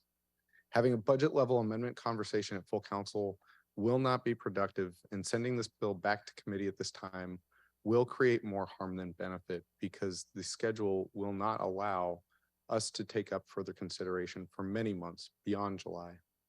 Again, we have the opportunity to pass cleanup legislation moving forward. I want to talk about this bill specifically. The current code without this bill only protects approximately 17,000 trees. This new protection ordinance expands protections to a total of 175,000 trees across our city. That's a really big difference. That is a high number of trees that are not protected today. Tier 1 trees replace heritage trees that can only be removed for hazardous conditions. If a Tier 1 tree is removed due to hazardous conditions, with this legislation, it must be replaced. That is not the conditions today. This is a new requirement. And as I said, there's no current requirement to replace a heritage tree today, should it be replaced. Tier 2 trees replace exceptional trees. And I know there's disagreement about what we call them, but the fact of the matter is we are adding protections to these trees. And we're also lowering the threshold for smaller trees get protected than are today. That's the easiest way to say it. Previously, trees had to be 30 inches at diameter standard height. And with this legislation, it is now 24 inches diameter standard height. Tree groves are now protected under tier 2 tree standards, no matter their size. And that was an amendment that I helped pass. Tier 3 trees will be trees that are 12 inches to 24 inches in diameter. These trees will need to be replaced on site if removed, or the property owner will have to pay the fee. Tier 4 trees are between 6 inches and 12 inches in diameter, and this legislation requires that these trees be delineated and shown on project proposals. I would love to see more protections, and we didn't get there in this bill. And we are now setting the framework to add protections in the future. With replacement, this legislation requires that tier 2 and 3 trees that are removed due to development must be replaced by 1 or more trees, and the size and species of the replacements must be roughly proportional to what is removed. It also adds 5-year monitoring and maintenance requirements for the property owners for these newly planted replacement trees on private property. The removal of the planted replacement trees is prohibited regardless of their size or tier, unless the removal is approved by a future permit, which still takes into consideration the fact that they have to be replaced. Allowable development areas shall not include any portion of the parcel containing a biodiverse area or corridor or riparian corridor, priority habitat, priority setback, wetland buffer, or steep slope erosion area. This legislation establishes a system of payment in lieu rates if a tree is not replaced. This comes directly out of the pockets of developers, either their profits or makes housing more expensive. I'm wide-eyed about that. And I've heard a lot of negative feedback from both affordable and market rate developers because I am charging them an additional fee. These amounts are based on the cost for city departments to plant and maintain newly planted trees for 5 years. These costs include things like watering and minor pruning. It addresses the lack of trees in historically underserved communities through the establishment of this pay in lieu program, and this will help fund planting and maintenance programs around the city. Regarding tree protection areas, the tree protection area is required for all existing Tier 1, Tier 2, and Tier 3 trees that are not removed during development, as well as any tree located off-site on private property or any tree planted on-site as part of the required mitigation. A clear description for determining the tree protection area, which shall be determined based on the species tolerance and expectations of impacts of construction activities, size, age, health, soil conditions. It also indicates that the tree protection area shall be a static number determined by the trunk diameter method. For every 1 inch of the tree, the requirement is for a 1 foot radius around the tree. This is an ANSI 3000 standard. This was a change that was made in committee based upon Urban Forestry Commission feedback that was made in real time through partnership with council members, with my partners here. For properties going under development, a tree protection area will also be required for trees located off the site and newly planted trees. This was another one of my amendments. If a tree is on the property line and has roots or branches that are extending into the property that is being developed, that tree has to have a tree protection area. This was something that we included during the amendment process. The section does replace current floor area ratio with building standards in low-rise and mid-rise zones that allow for hardscape allowances of 85% of the coverage of the lot. I've heard a lot of conversation about this today.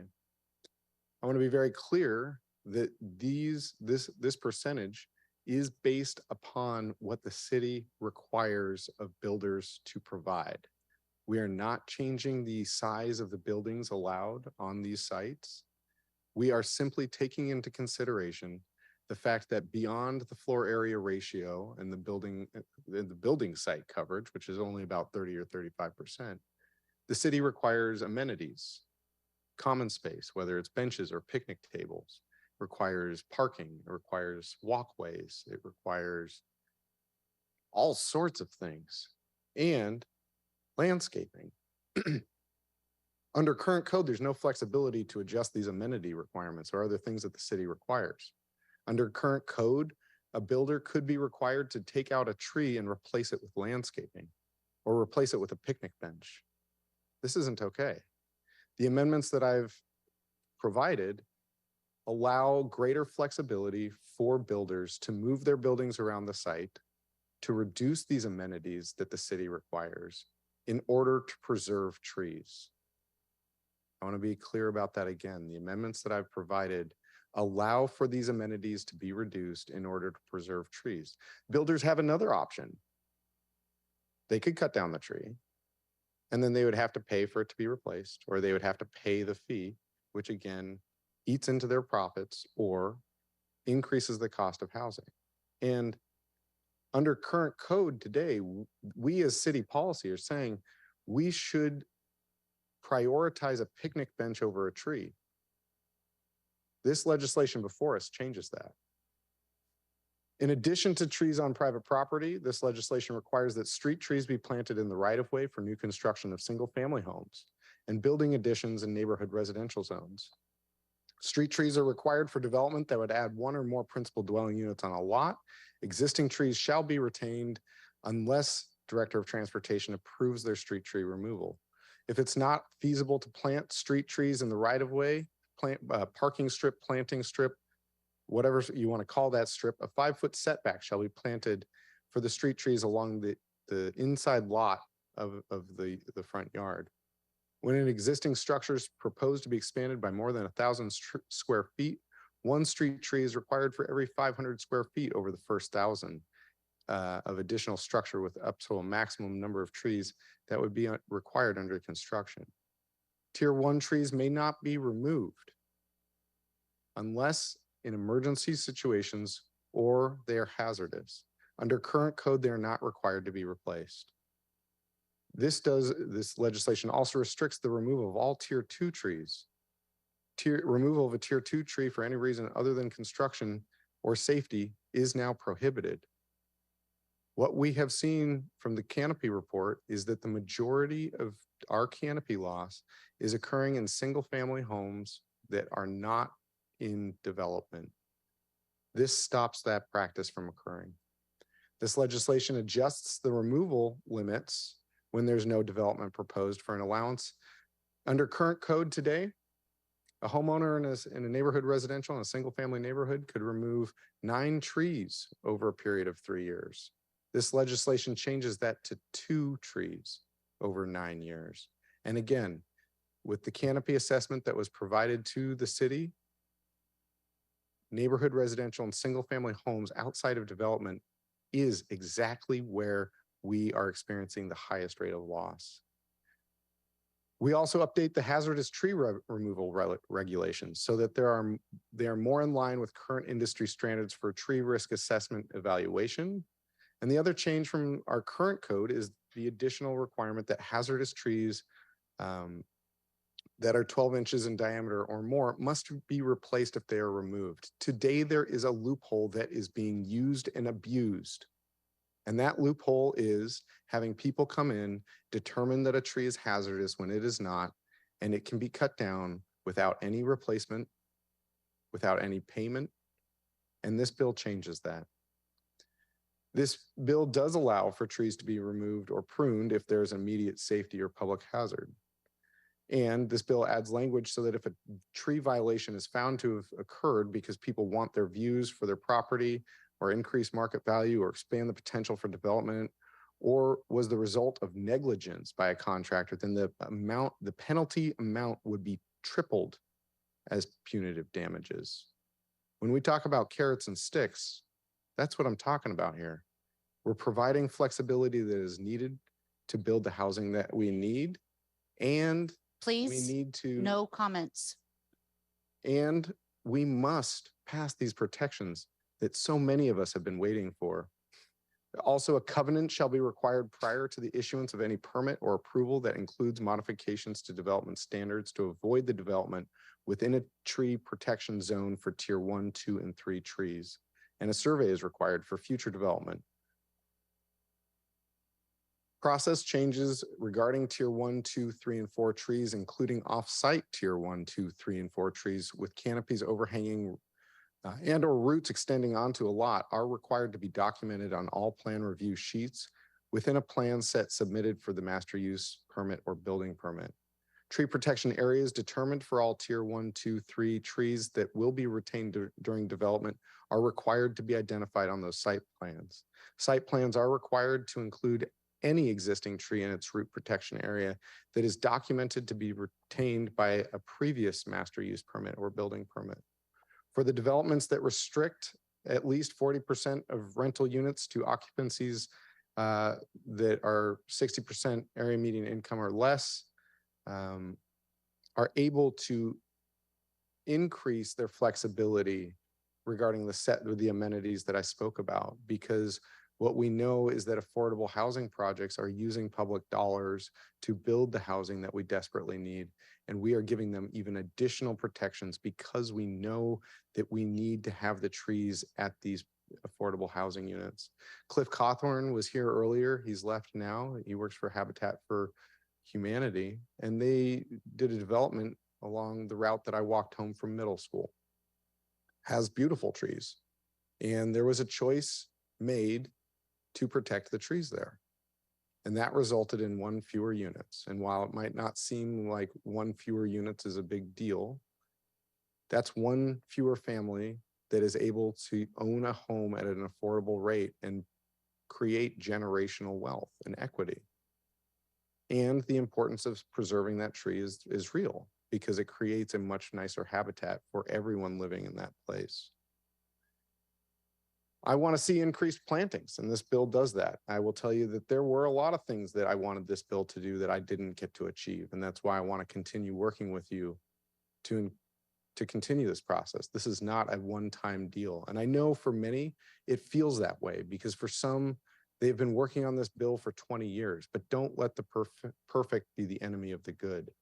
One of the things that I wanted to work on is the expansion of SPU's Trees for Neighborhood programs that has already helped Seattleites plant over 13,000 trees in their yards.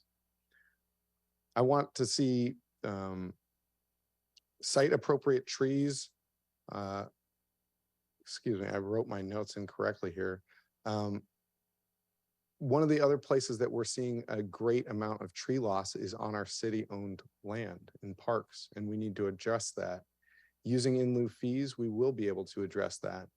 And what I note is that I want to see those in lieu fees also be able to be planting trees on private property as well. Trees for Neighborhoods program does just that.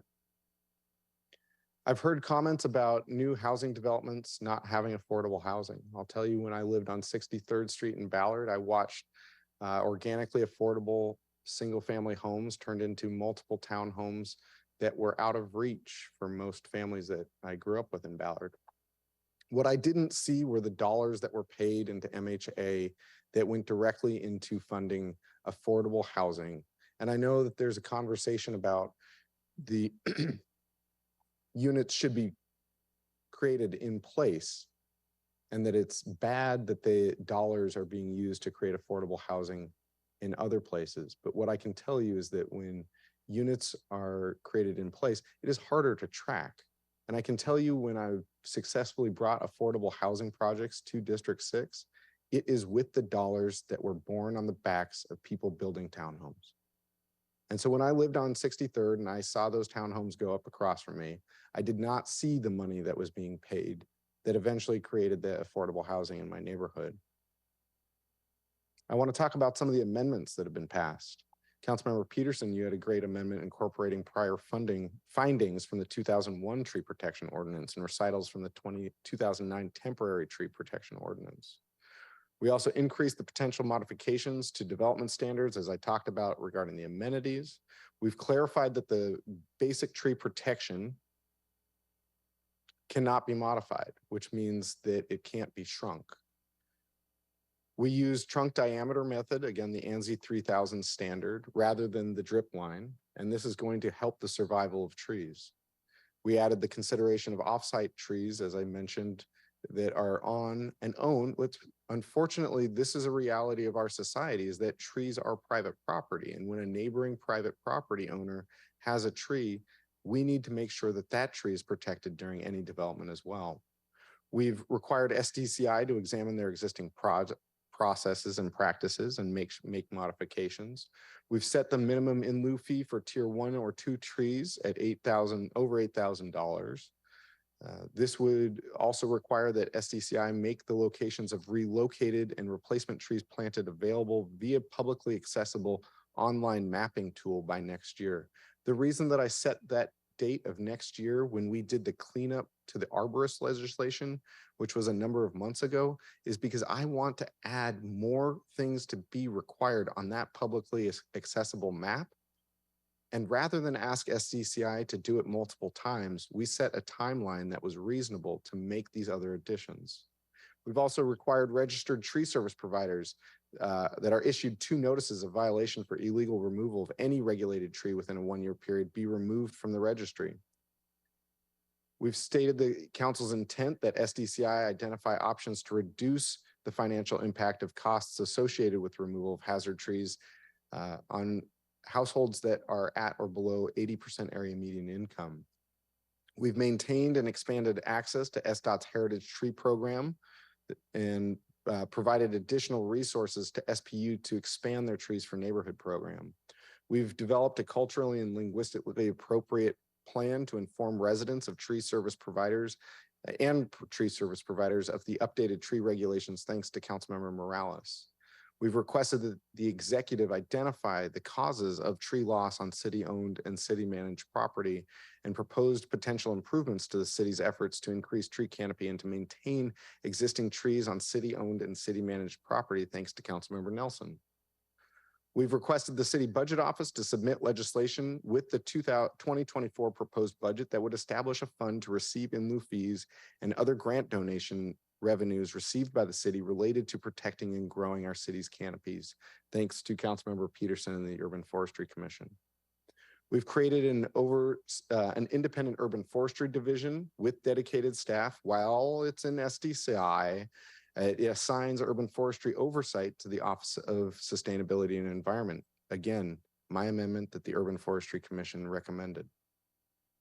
It also clarifies that the risk assessment should be determined according to standards established by International Society of Arboriculture, ANSI.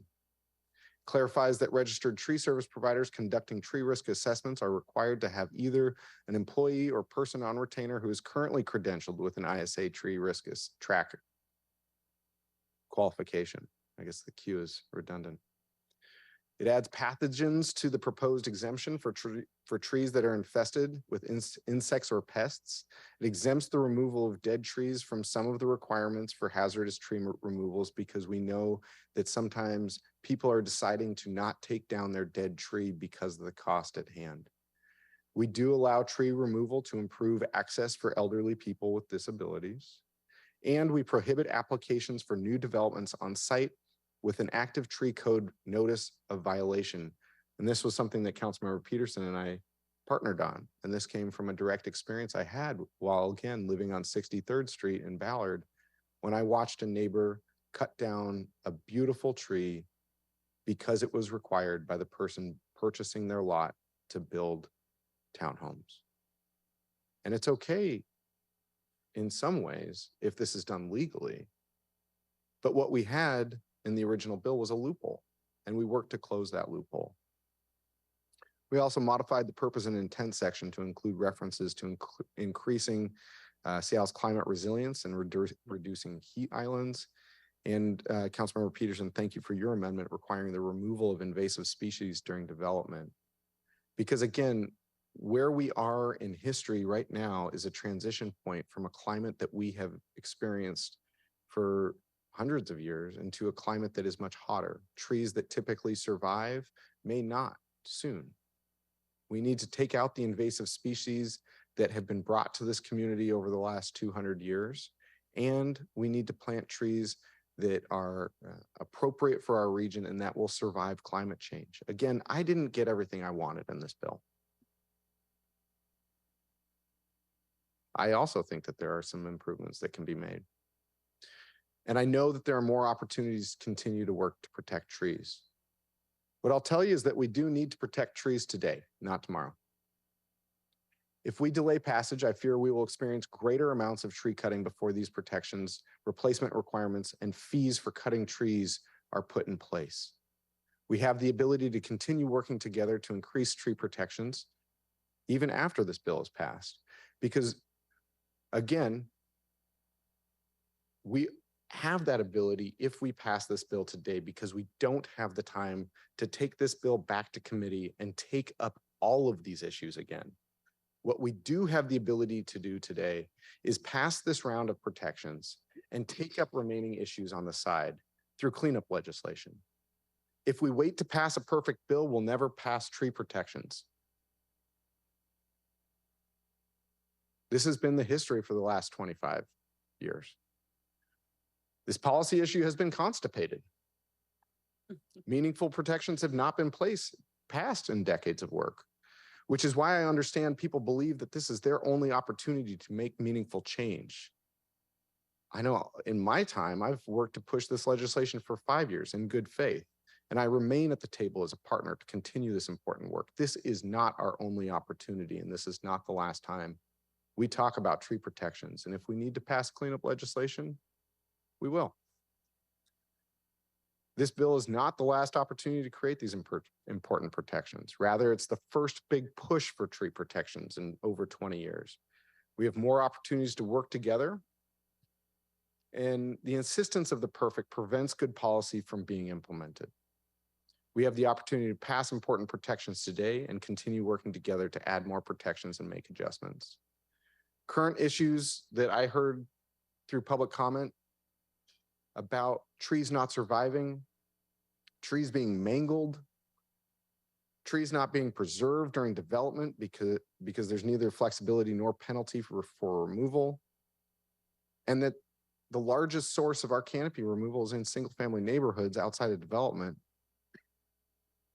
These issues are occurring because the protections that are in this bill are not in place. It's true. I've included Urban Forestry Commission and arborists at every single one of my committee meetings. We've had 60 days. We have 60 days before this bill is implemented. This a similar amount of time that Urban Forestry Commission has requested for review. If serious errors exist, we have the time to identify and fix these issues, just as we did with the arborist registration legislation. We have taken more time with this bill than any other bill in my committee during my term. And I've taken every possible opportunity to include Urban Forestry Commission's voice in this policy development. Just as the trees my parents' generation planted created the canopy we enjoy today, because if you recall, Seattle was clear-cut. If you recall, Ballard and Fremont were treeless in the 1950s. If you look at photos, it is a vast difference from what we have today, and those are from programs like Retree Ballard and others. Colleagues, and I guess where I was going with that is that trees planted today can and will create the canopy we need for my children to enjoy, just as my parents did for me.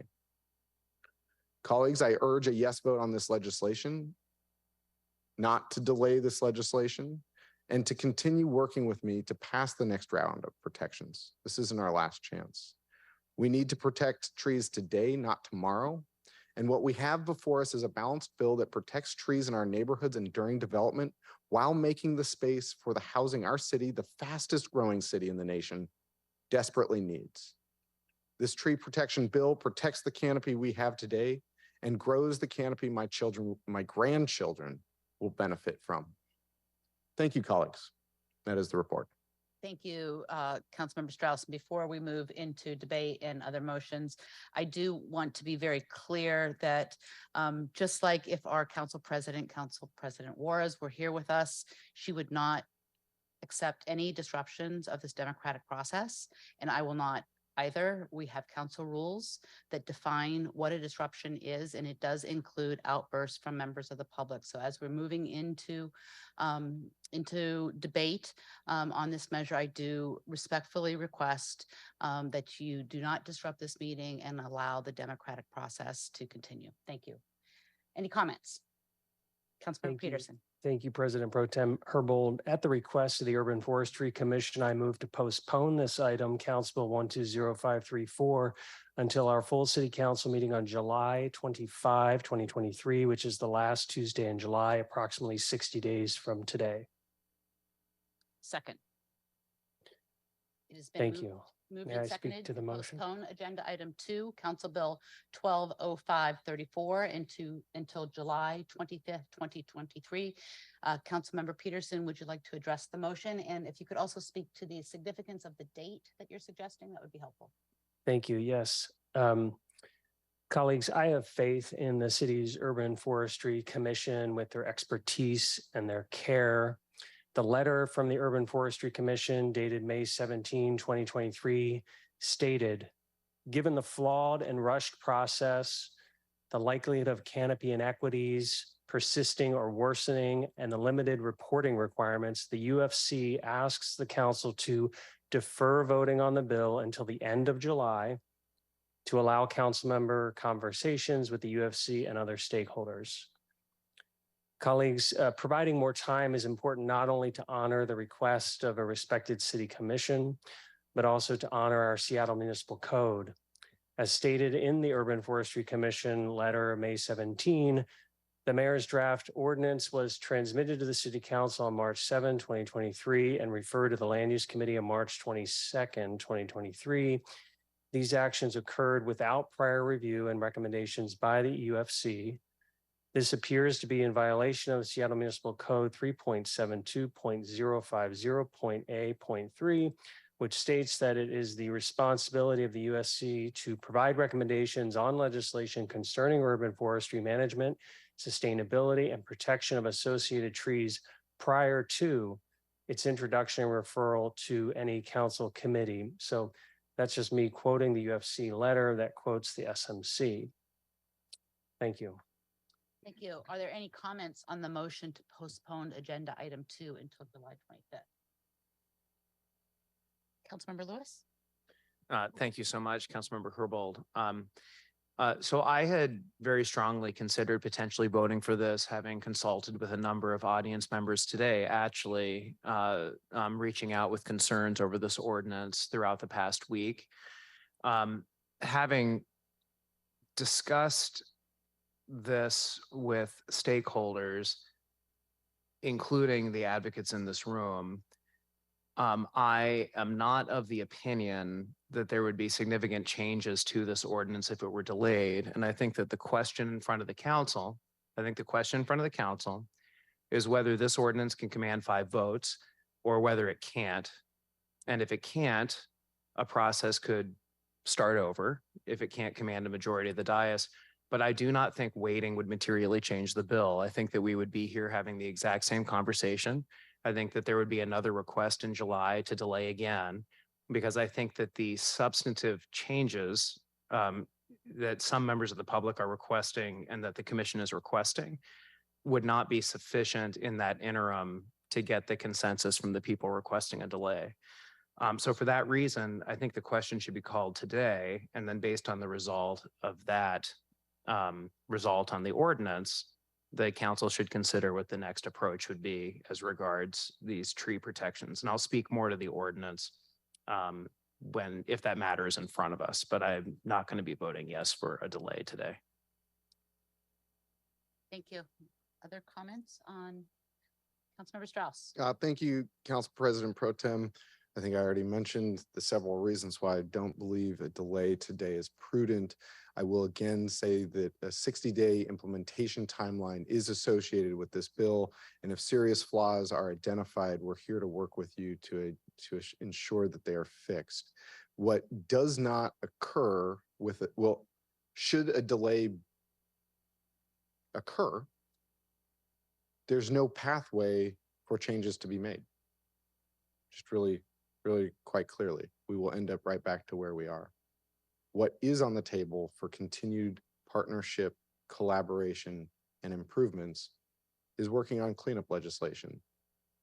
But those are 2 different pathways, and I don't see what will materially change within this bill with a delay. We again also have a 60-day, pretty similar amount of time implementation timeline that allows us to fix errors should they exist.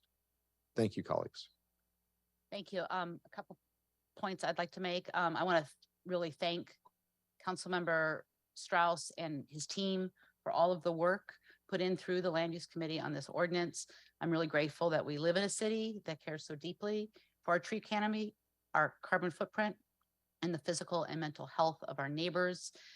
Getting this bill to us today, it has been no small feat, and I offer sincere gratitude and congratulations to the Land Use Committee for doing so much work. I am going to support the motion for a hold, but not at all out of lack of respect for the process. I do not believe the process was rushed or lacking in deep engagement, as we've seen multiple departments working on this process for almost 2 years now. And we've received information to show how the departments have engaged with members of the public and stakeholders. As we've heard, the committee chair held 6 meetings, committee hearings, and an additional public hearing. And as we've been told, this is more hearings than any legislation has received in some time. Land use topics are very technical, full of language and policies that require a deeper than usual knowledge of the subject matter. So I'm very sympathetic, and I understand the calls for additional time. Myself, after the committee chair requested that there be no new amendments brought forward. I've received strong messages and information that have led me to begin work on an amendment that I believe would support stronger canopy preservation and restoration in what are referred to as the city's economic justice priority areas. Unfortunately, central staff and I weren't able to complete this amendment in a timely fashion and bring it to the council in the current timeline. And again, the goal of the amendment would have been to support the alignment of the ordinance with our values and goals in the Green New Deal Resolution 31895, Section 13J, encouraging preservation and planting of trees to increase the tree canopy cover, prioritizing historically low canopy in low-income neighborhoods while working closely with communities to protect against eco-gentrification. I understand that planting of trees is prioritized for these areas.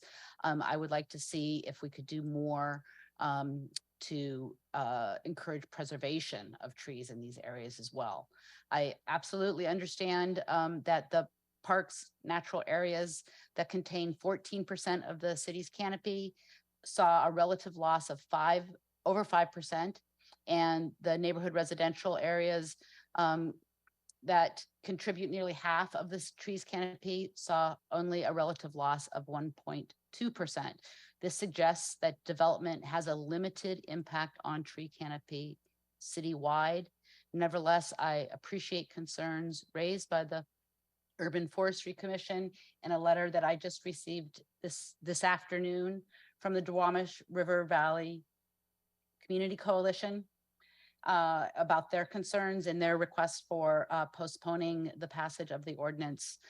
The risk is especially acute in key areas of my district, like the Delridge neighborhoods and South Park, designated as environmental justice neighborhoods, which have significant canopy reduction. And for these reasons, I will be supporting a hold in the hopes that it will give me more time to work on this amendment. Councilmember Peterson, you want to close out the debate on the hold? Yes, and I have heard the argument about, a postponement will result in a delay, and I appreciate that concern. So I would be willing to amend my motion to postpone it to Tuesday, June 27th, which is a 1-month postponement, to then we could then amend the bill to shave off the effective date by 30 days. So there'd be absolutely no delay in the current timeframe, so that we can actually hear Councilmember Herbold's amendment and add that to the bill. So I amend my motion to Tuesday, June 27 postponement for Council Bill 120534 to remove that argument about the delay. Madam Clerk, given that we already have a motion on before us that has a second, can the sponsor of the motion amend his own motion without requiring us to vote on the amendment to his motion? Currently before us is a motion to hold to July 25th. And if the council members would like to entertain an amendment to that motion, they could. So someone could second the motion to amend it to June 27th. And if majority passes, then they move to vote on the motion as amended. Is that your intent? Okay, thank you. I will second that motion. Thank you. So the motion before us now is the postponement of Council Bill 120534 until June 25th, 2023. 27. June 22nd, 2023. There's no further. Councilmember Strauss. Thank you, Council President Pro Tem. Thank you, Councilmember Peterson, for this adjustment. I still do not support your proposed delay, and I again welcome you to work with me on a cleanup bill. Thank you. Will the clerk please call the roll on the postponement of Council Bill 120534 until June 22nd, 2023? This is the roll call vote for the motion to amend. Yes. Councilmember Mosqueda? No. Councilmember Nelson? No. Yay. Councilmember Peterson, Yes. Councilmember Strauss, No. Councilmember Lewis, No. Councilmember Morales, No. and Council President Pro Tem Herbold. Yes. That's 2 in favor, 5 opposed. So I believe the underlying motion is still before us. Would you like to withdraw it? I'm ready for a vote. Okay. The clerk, please call the roll on the postponement of Council Bill 120534 until July 25th. Councilmember Mosqueda, No. Councilmember Nelson, No. Councilmember Peterson, Yes. Councilmember Strauss, No. Councilmember Lewis, No. Councilmember Morales, No. and Council President Pro Tem Herbold. Yes. 2 in favor, 5 opposed. Thank you. The motion fails. And now we'll move back to debate on the underlying legislation. Are there additional comments on the legislation? Councilmember Lewis, is that a new hand? Thank you. So I think that the question in front of the council, as I stated, is what we think of the tree ordinance that is in front of us now. I don't think there's a prospect of substantial or significant policy change, given the dynamics of the discussion over the course of the year. And what I've asked a lot of people over the past week and a half is this tree ordinance better than no tree ordinance at all? In other words, is the status quo superior to the policy that has been crafted by the committee? I don't agree with the ordinance in every respect, and there are things that did not make it out of the land use committee and likely that do not have a 5-vote policymaking majority to be adopted into a permanent ordinance that I would like to see incorporated into a tree ordinance. But I do think that the protections and the substance of the ordinance that has been produced by the process that has culminated in the ordinance in front of us today is better than the status quo policy that we have related to trees. And I think that it offers a potential platform to be built on and expanded on through the implementation process, as Chair Strauss alluded to in his remarks. And I'm going to go into the reasons that I think that is the case for this bill. First, you got to start with a problem statement like everything that we focus on as a matter of public policy.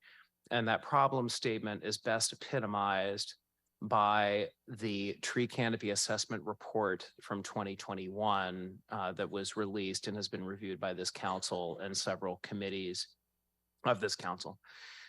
That tree canopy assessment states our citywide goal, which I support, of a 30% tree canopy coverage over the course of the next decade to be achieved.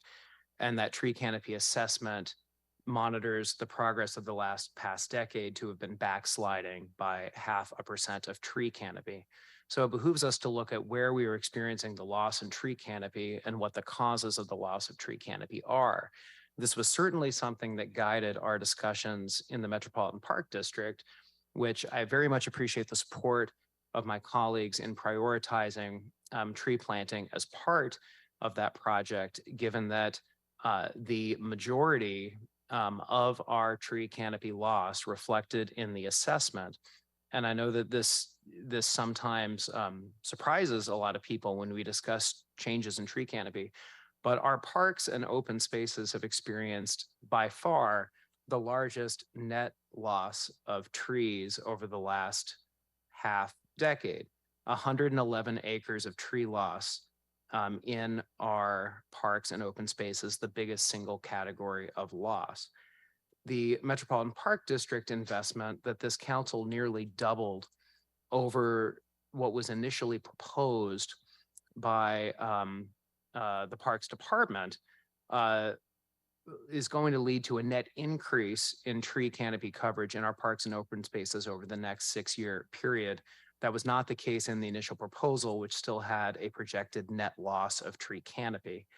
So that investment is really critical, and I'm proud of the work of the council and Mayor Harrell working together to make sure that investment was there to address this critical area of backsliding and to expand canopy in our parks and open spaces where it is desperately needed. One of the other significant categories was loss in neighborhood residential, and that's the area where this particular package from the Land Use Committee provides some additional protections to prevent further backsliding in neighborhood residential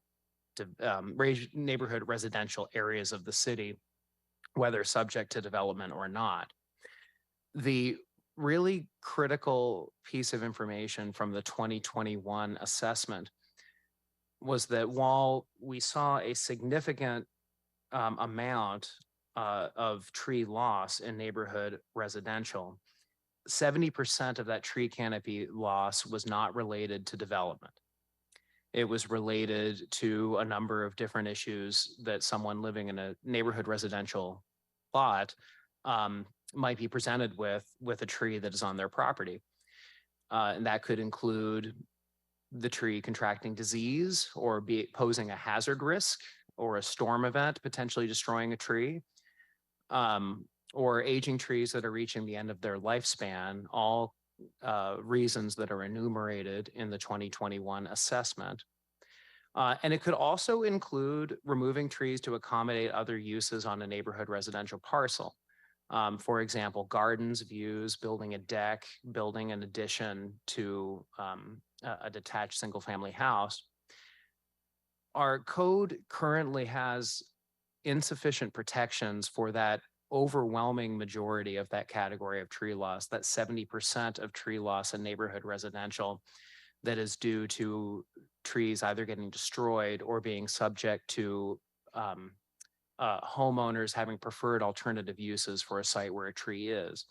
This ordinance in front of us creates a near absolute restriction on the removal of Tier 1 heritage trees, a category in the ordinance for the biggest, most significant trees that we want to protect and maintain as part of our canopy, and insulating them from arbitrary or superfluous removal.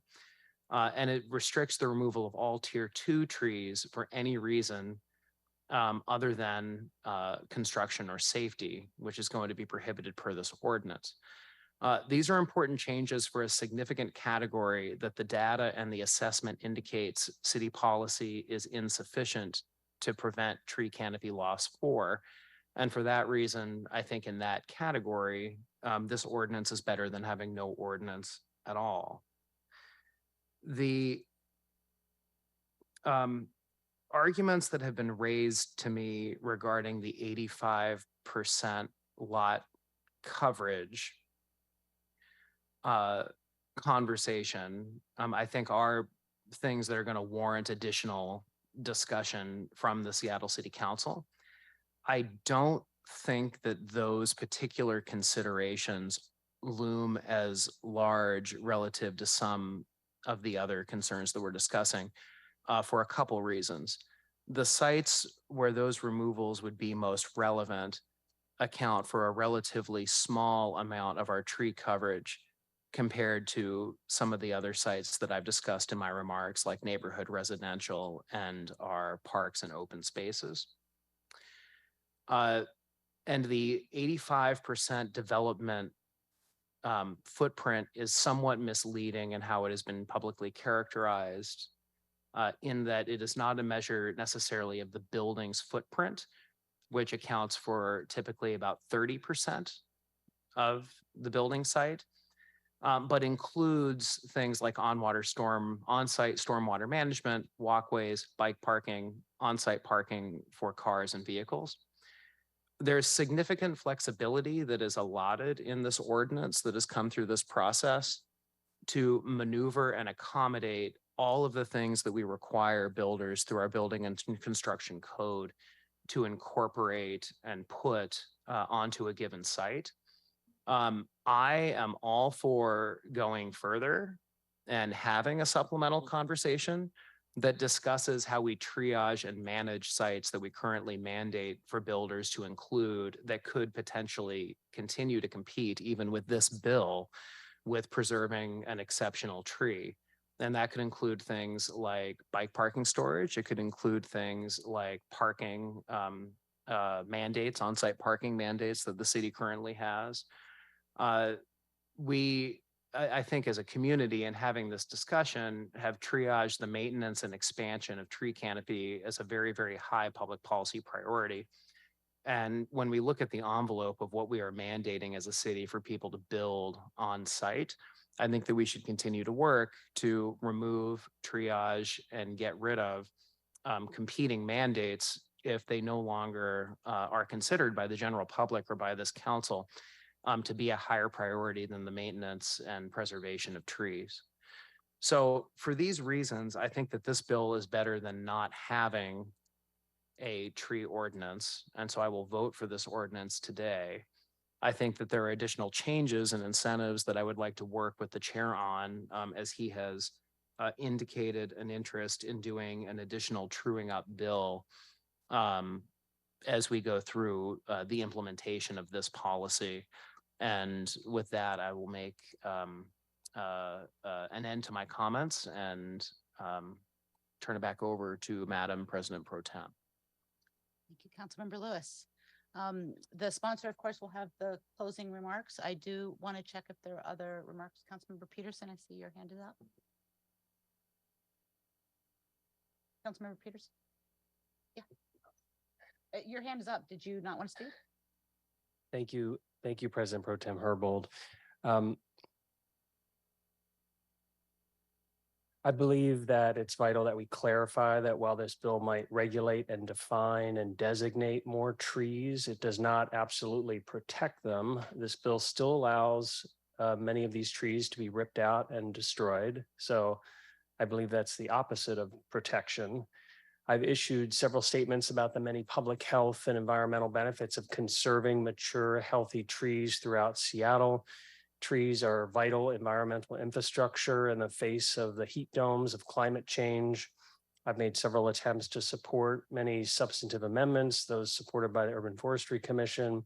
So rather than restating those positions here, I'll just read a key excerpt from the Seattle Times editorial board from this past weekend, which stated that the city council is on the verge of a very big mistake that would make Stumptown a more accurate moniker for Seattle than the Emerald City. On Tuesday, today, the full council is set to consider a new tree protection ordinance that recently passed the Land Use Committee. The trouble is, the process produced a pro-developer tree removal measure instead of one that actually preserves and grows trees. The council should vote it down and start over. As written, Council Bill 120534 will almost certainly result in diminished tree canopy flying in the face of the city's stated environmental goals. If this bill passes next year, there will be less shade and higher street level temperatures. And that's from the Seattle Times editorial board. I concur with many of those comments, so I'll be voting no today. Thank you. Thank you, Councilmember Peterson.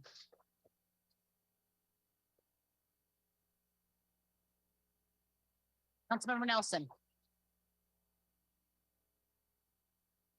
I've been in all those meetings, so I'll make this quick.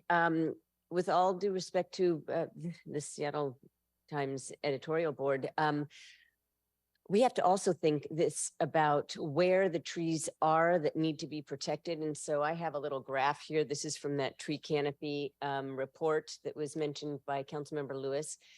So basically this line right here is neighborhood residential, and that is where the greatest number of trees are to protect or to cut down. And that is what I'm concerned about. And this status quo right now, apparently our current regulations protect about 17,000 trees.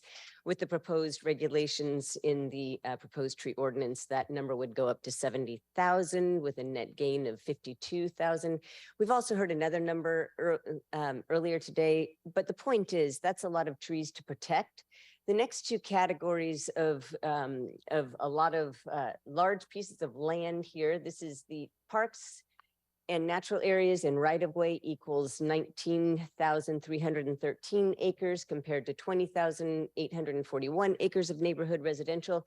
Basically, this is our property. This is our canopy. And that's where we're losing the most amount of trees right now.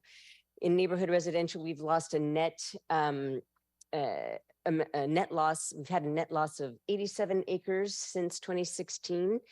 And if you compare all of that to where the 85% hardscape that has a lot of debates around it, we're talking about the low and mid-rise zones. And so that is, to me, I want to save the trees where they are right now and where they stand to be cut down. So that is all my point. And so that is why I'll be voting yes for this, but I do recognize that this has been a difficult process, and I thank everybody for hanging in there. So thank you. Thank you, Councilmember Nelson. Councilmember Morales. Did I unmute? I did. Thank you very much. I do want to start by thanking all the staff who have done a tremendous amount of work on this legislation and put in hours and hours away from their families to do this work. Particularly want to thank Yolanda for leading the effort on central staff, as well as Lish and Keedle and SDCI, and all of the community members who have been participating throughout this process. Including folks from Beacon Hill and from other parts of District 2. I particularly want to thank Maria Batayola and others for contacting our office, as well as the Urban Forestry Commission, who met with my staff for several hours over the last couple of weeks in service to this process and to our community. And finally, I want to thank Marco Lowe and the mayor's office for the work that they're doing to try to create a way forward here. And I want to thank colleagues, especially Toby Thaler from Councilmember Peterson's office, who is sort of an encyclopedia on trees on council. All that being said, I want to be really clear that this is a very hard vote for me. I've heard from my community members, from hundreds of constituents who do feel like they didn't get a fair chance to weigh in on the process. And you know, people who I put my faith and trust in, and who look to me to represent them. I am going to be voting yes today. Because this bill is a culmination of many years of work between the chair, SDCI, the executive branch. And I also agree that this bill is not perfect, which is why I will also commit to working with my constituents and my colleagues over the next year to make sure that this bill addresses some of the concerns. And there are many, particularly around the tree canopy in the south end. As Councilmember Lewis alluded to earlier, you know, if it were possible for us to delay this vote and allow the Urban Forestry Commission to do the analysis, I think I could have supported that, but I don't think that we really had a path forward there. Even before the vote that we took today, I think that was true.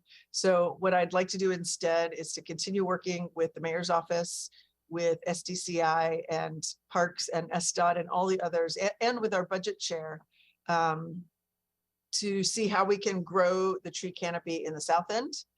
I particularly want to see how we can build our tree canopy by investing heavily in canopy on public land, as Councilmember Nelson was alluding to, including the many thousands of miles of public right-of-way in our city and in areas that are lacking investment in infrastructure to provide a broad public benefit, like we are needing in the South End and in District 5.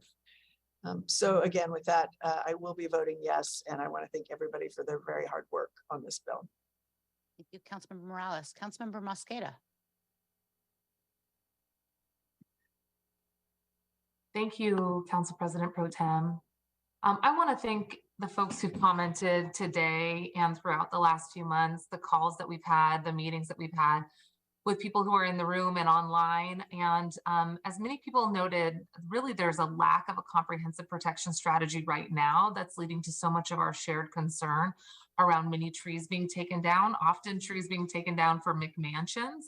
And I think that the goal here is well stated, the goal to ensure that we promote protection for Seattle's trees, and that we do that in a way that couples with our goal for greater housing density to achieve alleviating our housing needs, our homelessness crisis, but that we increase and encourage development within the city of Seattle.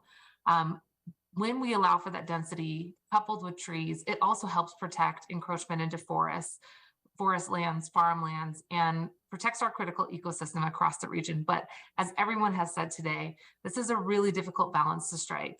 I think it's clear that very reasonable, educated, and informed folks are looking at this policy from different perspectives, and either it's glass half full or glass half empty, but they are well-informed and educated analyses of what continues to be an issue that will need to be evolving. As we put this into place, we will need to come back and make enhancements. This policy did not get all the way there for many, and in many ways, this is just part of the continuum of the components that we need to ensure that we are coupling tree requirements with additional building requirements, setbacks, coupling this with our Seattle green factor requirements that bake into code requirements for people to take actions to increase green development. This in combination with the urban forestry restoration efforts and the Seattle Green Partnership efforts to expand our forest restoration within the city, not only in neighborhood residential zones, but in our public lands, as our colleagues have spoken to as well. I appreciate that there is a call here for greater predictability so that we can build that denser housing. My hope is that we can continue to alleviate the housing and homelessness crisis by growing our housing stock and investing in tree canopy. And I am interested in what, as well as continuing to measure this. One of the things that we have heard from our colleagues is always an interest in going back and making sure that we're doing this right. And in additional conversations that I've had with the Audubon Society and others in looking at what was underlying Amendment B4, I'm going to be very interested in working with the chair and other council colleagues in the budget process to do the type of reporting that was underlying Amendment B4. I appreciate that the additional language has been sent to us and that there was a clarification that this was not interested in being tied to the Green New Deal position that we had included in last year's budget, and that if we can separate the Green New Deal arborist position and the position that we included in last year's budget from the need for additional reporting, that is something I'd be very excited in working on with folks in the community to ensure that we're supporting the necessary analysis and feedback to see what is happening out there if we are in need of additional follow-up legislation. What's clear as well is that the budget will need to include additional support for that reporting. A department probably wouldn't be able to move forward on the reporting even if that amendment were seen as friendly and adopted today. So we can include that in the budget. And I'd also like to include additional support for education, outreach, and enforcement. That is something that is needed in this effort to ensure that some of the protections that are being included here and the changed requirements are really understood and adhered to in the community. So I commit to following up with you, working with our chair, our council colleagues, and our community at large on those reporting requirements and education and outreach in our upcoming budget deliberations. I agree that there's more work to be done and look forward to continuing to work with you on this iterative process.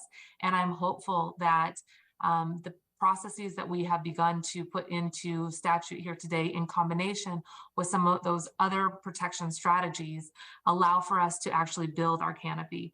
I'm really pleased that some of the things that are included help us increase the code requirements around mitigation, making sure that trees that are substantial remain in place. And we're doing this by changing the process. The current code only requires mitigation for trees that are 24 inches in diameter. And now with this legislation, the code will require replacement for trees that are 12 inches or greater in diameter, and to ensure that there must be the same canopy coverage as before.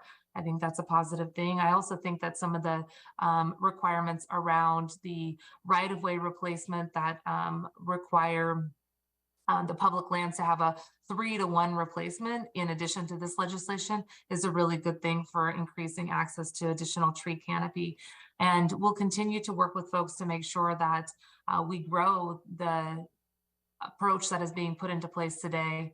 I appreciate that there's much more work to be done. I do appreciate that the Seattle Times coverage today noted that the number of protected trees will grow from 22,400 trees under the current regulations to approximately 70,400 trees under the proposed legislation.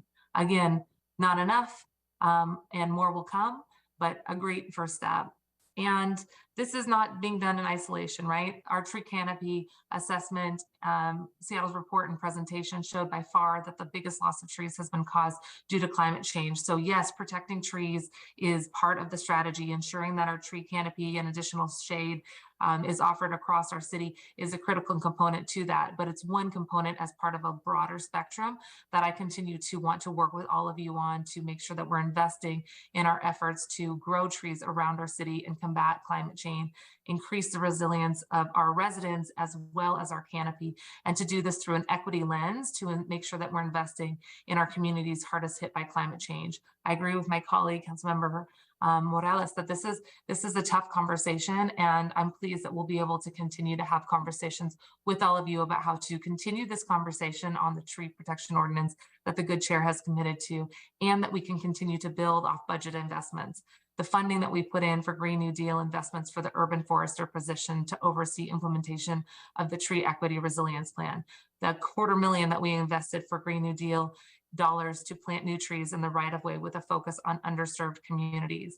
The funding that we included and the report that we requested from the Office of Sustainability and Environment for more funding to plant trees, to steward those trees, and to grow the urban forestry related activities.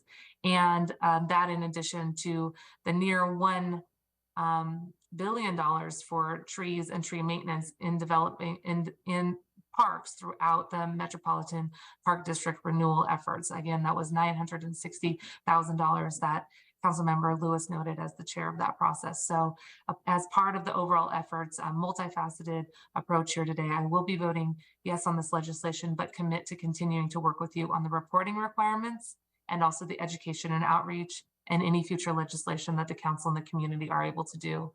Appreciate everybody's great comments and the well-intentioned comments from everybody who provided this council with their feedback. Thank you, Councilmember Mosqueda. I have a few words I'd like to give, well, before turning it back over to the sponsor. First, want to just address the statement that the new ordinance will protect 88,000 trees, more than the 17.7 thousand protected under the current code. I understand people sort of react to that statement in a very visceral way. The reality is that the new ordinance will regulate 88,000 trees, far more than the 17,700 protected under the current code. It won't necessarily protect all of them. It will regulate them. Some will be removed, but it does increase very broadly the number of trees for which there will be a replacement requirement. So I think that is still very, very important, but I do, language matters. And I understand that, again, the folks who have concerns, continuing concerns about this particular version of the tree ordinance feel very strongly about the language, and that we're using correct language and making the distinction between whether or not we're actually protecting trees or regulating them. And regulating means that some of them may be protected, others will result in requiring that they be replaced. As many of us have done, I'm going to quote from the tree canopy study, and I quote, "Neighborhoods impacted by racial and economic injustice not only started with less canopy, but also lost more than the citywide average. While there were some canopy gains in environmental justice priority areas attributed to forest restoration programs, the losses outpaced the gains. Tree canopy cover is critical for lowering temperatures and reducing heat island effects in our warming climate, and trees are a key component of our climate preparedness and resilience strategies as they protect us from extreme heat and improve air quality. The report finds that at the neighborhood scale, a 13% increase in tree canopy is associated with a 0.5 degree reduction in temperature. As we've heard in the public hearings and in the 6 committee meetings around this bill. Urban trees are not just decorative. They are important for clean air quality, mental health benefits, and wildlife in our city. Balancing our city's needs for density and conservation through a lens of environmental justice and equity is not easy. As I said before, I definitely would have appreciated a little bit more time for potential amendments and continued community engagement in partnership with the Urban Forestry Commission, as one of the roles they were formed to serve is, quote, to provide recommendations on legislation concerning urban forestry management, sustainability, and protection of associated trees and understory vegetation and related habitat on public or private property. Appreciate that many of the amendments that were heard in committee were amendments that were proposed by the Urban Forestry Commission. But as appointed leaders in the urban forestry, I really appreciate the stated commitment to continuing to turn to them for guidance and recommendations on policy, this policy as well as policy that will come later. Constituent feedback from environmental justice stakeholders show that while there are strong regulations in this bill, that many believe that it is still not quite in a place that best protects the trees in our most disenfranchised communities. As I stated earlier, my constituents in South Park and Delridge want us to not sacrifice environmental protections for density. And I think we agree that they do not have to be at odds. In closing, many of the emails that we received in the last 2 days specifically state in the subject line, fix the tree ordinance, don't vote it down. And so I'm literally deciding as I'm listening to the debate from my colleagues, listening to public comment, and with Councilmember Strauss's pledge today to continue to listen to community stakeholders and treat this policy as iterative and fix it if necessary, as well as Budget Chair Mosqueda's commitment to propose new reporting requirements and resources for education and enforcement.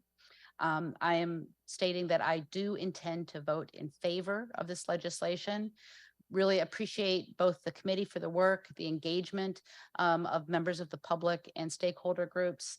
And I know that my constituents will look forward to opportunities to engage with the Urban Forestry Commission, SDCI, the Office of Sustainability and Environment, and the Department of Neighborhoods to figure out how the legislation can actually include requirements to monitor and work within the implementation to meet the needs that we've heard so many community members identify. Thank you. And with that, sponsor. Thank you. Closing remarks. Closing remarks here. I want to talk about the words preserve, protect, and regulate. Protections do occur even if preservation is not attained. This bill absolutely preserves, protects, and grows our tree canopy. Councilmember Peterson, I appreciate your partnership in this work. And while I appreciate you quoting the editorial board, their writing was contained within the opinion section of the newspaper. If the news article in today's Seattle Times provides detailed reporting of what this bill will and will not do. That news story was contained within the newspaper section of the news.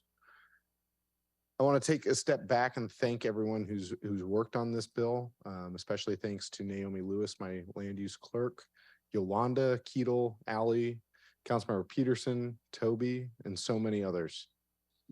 I urge colleagues to see the forest through the trees and that the perfect is not the enemy of the good. Just as the trees my parents' generation planted created the canopy we enjoy today, trees planted today can and will create the canopy we need for my children. We need to protect trees today, not tomorrow, not in June, not in July. We need to protect them today. And what we have before us is a balanced bill that protects trees in our neighborhoods and during development, while making space for the housing our city, the fastest growing city in the nation, desperately needs. This tree protection bill protects the canopy we have today and grows the canopy for my grandchildren so that they can benefit from it as well. Thank you, Council President Pro Tem. Absolutely, thank you. With that, will the clerk please call the roll on the passage of the bill? Councilmember Mosqueda. Aye. Councilmember Nelson. Aye. Councilmember Peterson. No. Councilmember Strauss. Yes. Councilmember Lewis. Yes. Councilmember Morales. Yes. And Council President Pro Tem Herbold. Yes. 6 in favor, 1 opposed. Thank you. The bill passes and the chair will sign it. Will the clerk please affix my signature to the legislation on my behalf? Thank you. Moving on to item 3, will the clerk please read in item 3 into the record? Agenda item 3, Council Bill 120535, amending ordinance 126725, which adopted the 2023 budget, changing appropriations for various departments and budget control levels, and for various funds and creating positions, all by a 3/4 vote of the city council. The committee recommends that city council pass the amended council bill. Thank you. Councilmember Strauss, as chair of the committee, you are recognized in order to address this item. Thank you. These are the budget appropriations that work to implement the bill we just voted on. Thank you. Are there any comments on the bill? Seeing no comments. Sponsor, any closing remarks? These are the budget appropriations for the bill we just voted on. Will the clerk please call the roll on the passage of the bill? Councilmember Mosqueda. Aye. Councilmember Nelson. Aye. Councilmember Peterson. Yes. Councilmember Strauss. Yes. Councilmember Lewis. Yes. Councilmember Morales. Yes. And Council President Herbold. Yes. 7 in favor, none opposed. Thank you. The bill passes and the chair will sign it. Will the clerk please affix my signature to the legislation on my behalf? Moving ahead to the report from the Finance and Housing Committee, item number 4 on the agenda. Will the clerk please read the short title for item 4 into the record? Report of the Finance and Housing Committee, agenda item 4, Council Bill 120572, amending ordinance 126490, which adopted the 2022 budget, including the 2022 through 2027 capital improvement program, changing appropriations to various departments and budget control levels. The committee recommends that City Council pass the council bill. Thank you. Councilmember Mosqueda, as chair of the committee, you are recognized in order to address this item. Thank you so much. This bill was passed out unanimously from the Finance and Housing Committee. Council Bill 120572 is the 2022 exceptions bill. This requests approval for the 2022 budget increase intended to resolve instances where department overspent their revised 2022 budget allocations. Thank you, Council President Pro Tem. Thank you. Are there any comments from council members? Seeing none. Councilmember Mosqueda, any closing comments? That's it. All right. Thank you. Will the clerk please call the roll on the passage of the bill? Councilmember Mosqueda. Aye. Councilmember Nelson. Aye. Councilmember Peterson. Yes. Councilmember Strauss. Yes. Councilmember Lewis. Yes. Councilmember Morales. Yes. And Council President Pro Tem Herbold. Yes. 7 in favor, none opposed. Thank you. The bill passes and the chair will sign it. Will the clerk please affix my signature to the legislation on my behalf? Item 5, will the clerk please read the short title for item 5 into the record? Agenda item 5, Council Bill 120573, amending ordinance 126725, which adopted the 2023 budget, including the 2023 through 2028 capital improvement program, changing appropriations to various departments and budget control levels. The committee recommends that City Council pass the council bill. Thank you so much. Councilmember Mosqueda, you are. Thank you very much, Madam President Pro Tem. Council Bill 120573 is the 2022 carry forward ordinance. This requests approval for the 2023 budget increase from several city funds. As described in the central staff memo, these carry forward increases are intended to support activities that were budgeted but not completed in 2022 due to causes which could not reasonably have been foreseen at the time of making the budget. I will note that both for the carry forward ordinance and the exceptions ordinance, we are working closely with the city budget's office to try to really start limiting the number of dollars that don't get spent in the calendar year for which they were budgeted, And I think we've made some important progress in that aspect, especially related to the legislation we just voted on, which is the exceptions bill. So really these two ordinances should be moving forward when there is a situation which could not have reasonably been foreseen at the time. I want to thank central staff for their analysis, the memo that they provided, Eden and Tom on central staff, along with Ali and Director Handy for the analysis here. And both of these bills, this one included, were moved out of the Finance Committee unanimously. So would recommend a vote in favor of the carry forward ordinance as well. Fantastic. Thank you so much. Are there any comments? Not seeing any.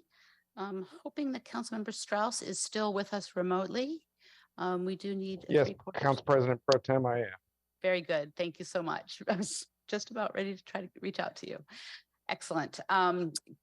Given that there are no comments and I don't believe there are closing remarks, will the clerk please call the roll on the passage of the bill? Councilmember Mosqueda. Aye. Councilmember Nelson. Aye. Councilmember Peterson. Aye. Councilmember Strauss. Yes. Councilmember Lewis. Yes. Councilmember Morales. Yes. And Council President Pro Tem Herbold. Yes. 7 in favor, none opposed. Excellent. Thank you. The bill passes and the chair will sign it. Will the clerk please affix my signature to the legislation on my behalf? Moving to item 6, will the clerk please read the short title for item 6 into the record? Report of the Neighborhoods Education, Civil Rights and Culture Committee, Agenda Item 6, Council Bill 120563, relating to historic preservation, imposing controls upon Madison Middle School, a landmark designated by the Landmarks Preservation Board. The committee recommends that City Council pass the council bill. Thank you. Councilmember Morales, as chair of the Neighborhoods Education, Civil Rights and Cultural Committee, you are recognized to address this item. Thank you very much, Madam Chair. I've got 4 bills coming that are all landmarks related to schools. This is for Madison Middle School. Excuse me, I'm sorry. Which was built in 1929 and expanded in 1931. The property is located in the Admiral neighborhood of West Seattle. We do have a controls and incentives agreement signed by the owner and approved by the Landmarks Preservation Board. And the controls apply to the exterior of the building, the main entrance and lobby, and the site itself, but do not apply to any in-kind maintenance or repairs of the designated features. These all passed unanimously out of committee, and I'm asking for a yes vote. Thank you, Councilmember Morales. Are there any comments on the legislation? Seeing none. Assuming there are no closing comments, Councilmember Morales? Okay, great. Will the clerk please call the roll on the passage of the bill? Councilmember Mosqueda. Aye. Councilmember Nelson. Aye. Councilmember Peterson. Aye. Councilmember Strauss. Yes. Councilmember Lewis. Councilmember Lewis. Yes. Councilmember Morales. Yes. And Council President Pro Tem Herbold. Yes. 7 in favor, none opposed. Thank you. Item 7 the bill passes and the chair will sign it. Will the clerk please affix my signature to the legislation on my behalf? Moving on to item 7, will the clerk please read the short title for item 7 into the record? Agenda Item 7, Council Bill 120564, relating to historic preservation, imposing controls upon Magnolia Elementary School, a landmark designated by the Landmarks Preservation Board. The committee recommends that City Council pass the council bill. Thank you. Councilmember Morales? Thank you. Magnolia Elementary School was built in 1927 and added onto in 1931 and 1940. It is located in the Magnolia neighborhood. It's actually a beautiful building. I have a couple friends who went to elementary school there. There's a controls and incentives agreement signed by the owner and approved by the Landmarks Board. The controls apply to the exterior, the 1931 and 1940 additions, meeting room and cafeteria, first floor central entry hall, book room, and original classrooms, and 4 stairways, and light fixtures, but not to in-kind maintenance or repairs, and the committee recommends passage. Thank you, Councilmember Morales. Are there any additional comments? seeing any, will the clerk please call the roll on the passage of the bill? Councilmember Mosqueda, Aye. Councilmember Nelson, Aye. Councilmember Peterson, Yes. Councilmember Strauss, Yes. Councilmember Lewis, Yes. Councilmember Morales, Yes. and Council President Pro Tem Herbold. Yes. 7 in favor, none opposed. Thank you. The bill passes and the chair will sign it. Will the clerk please affix my signature to the legislation on my behalf? Moving on to item 8, will the clerk please read the short title for item 8 into the record? Agenda item 8, Council Bill 120565, relating to historic preservation imposing controls upon Daniel Bagley Elementary School, a landmark designated by the Landmarks Preservation Board. The committee recommends that City Council pass the council bill. Thank you. Councilmember Morales, you're halfway through. Daniel Bagley Elementary School was built in 1920. It's located in the Green Lake neighborhood. Controls in the agreement apply to the site, the exterior of the building, meeting room, cafeteria, central entrance, central stair on the first and second floors, corridors and classrooms, but not to maintenance or repairs. And the committee recommends passage. Councilmember Morales, any comments? Not seeing any. Will the clerk please call the roll on the passage of the bill? Councilmember Mosqueda, Aye. Councilmember Nelson, Aye. Councilmember Peterson, Aye. Councilmember Strauss, Yes. Councilmember Lewis, Yes. Councilmember Morales, Yes.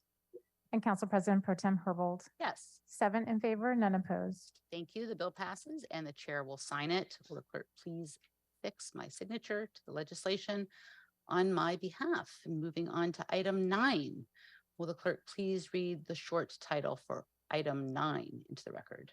Agenda item 9, Council Bill 120566, relating to historic preservation, imposing controls upon West Seattle High School, a landmark designated by the Landmarks Preservation Board. The committee recommends that City Council pass the council bill. Thank you. And again, Councilmember Morales. West Seattle High School was built in 1917 with numerous later additions. The property is in the North Admiral area. Controls in the agreement apply to the north portion of the site and exterior of the historic buildings, but not to in-kind maintenance or repairs. And the motion passed unanimously out of committee. Thank you, Councilmember Morales. Are there any additional comments? Not seeing any. Will the clerk please call the roll? Councilmember Mosqueda, Aye. Councilmember Nelson, Aye. Councilmember Peterson, Aye. Councilmember Strauss, Yes. Councilmember Lewis, Yes. Councilmember Morales, Yes. and Council President Pro Tem Herbold. Yes. 7 in favor, none opposed. Thank you. The bill passes and the chair will sign it. The clerk please affix my signature to the legislation on my behalf. Moving on to the report from the Transportation and Seattle Public Utilities Committee. Will the clerk, and item 10, will the clerk please read the short title for item 10 into the record? Report of the Transportation and Seattle Public Utilities Committee, agenda item 10, Council Bill 120557, relating to the Department of Transportation's Hazard Mitigation Program, authorizing the Director of the Department of Transportation to acquire, accept, and record on behalf of the City of Seattle a catchment wall easement. The committee recommends that City Council pass the council bill. Thank you so much. Councilmember Peterson, as chair of this committee, you are recognized in order to address the item. Thank you, President Pro Tem Herbold. Colleagues, Council Bill 120557 is for the Seattle Department of Transportation's Hazard Mitigation Program. The bill authorizes the SDOT Director to accept various easements along Rainier Avenue South and District 2 related to a completed project that is helping to prevent dangerous hillside erosion onto the roadway. The committee unanimously recommended passage of this council bill. Thank you. Thank you, Councilmember Peterson. Are there any additional comments? Seeing none. Councilmember Peterson, any closing comments? No, Okay. thank you. With that, will the clerk please call the roll on the passage of the bill? Councilmember Mosqueda, Aye. Councilmember Nelson, Aye. Councilmember Peterson, Aye. Councilmember Strauss, Yes. Councilmember Lewis, Yes. Councilmember Morales, Yes. and Council President Pro Tem Herbold. Yes. 7 in favor, none opposed. Thank you. The bill passes and the chair will sign it. Will the clerk please affix my signature to the legislation on my behalf? Moving on to item 11, will the clerk please read the short title for item 11 into the record? Agenda item 11, Council Bill 120574, relating to Seattle Public Utilities, declaring certain real property rights at the Foy Pump Station property. The committee recommends that City Council pass the council bill. Thank you. Councilmember Peterson. Thank you. Colleagues, Council Bill 120574 enables Seattle Public Utilities to sell to the city of Shoreline two small slivers of property already located in Shoreline. There were no public commenters for the public hearing at our committee. The committee unanimously recommended passage of this council bill. Thank you. Thank you so much. Any additional comments? Seeing no additional comments, will the clerk please call the roll on the passage of the bill? Councilmember Mosqueda, Aye. Councilmember Nelson, Aye. Councilmember Peterson, Aye. Councilmember Strauss, Yes. Councilmember Lewis, Yes. Councilmember Morales, Yes. and Council President Pro Tem Herbold. Yes. 7 in favor, none opposed. Thank you. The bill passes. The chair will sign it. Will the clerk please affix my signature to the legislation on my behalf? That completes the committee reports. So moving on to item I on the agenda, items removed from the consent calendar. There were no items removed from the consent calendar. Moving to J, adoption of other resolutions. There are no resolutions for introduction and adoption today. And then finally on other business, is there any other business to come before the council today? Madam Chair? Councilmember Morales.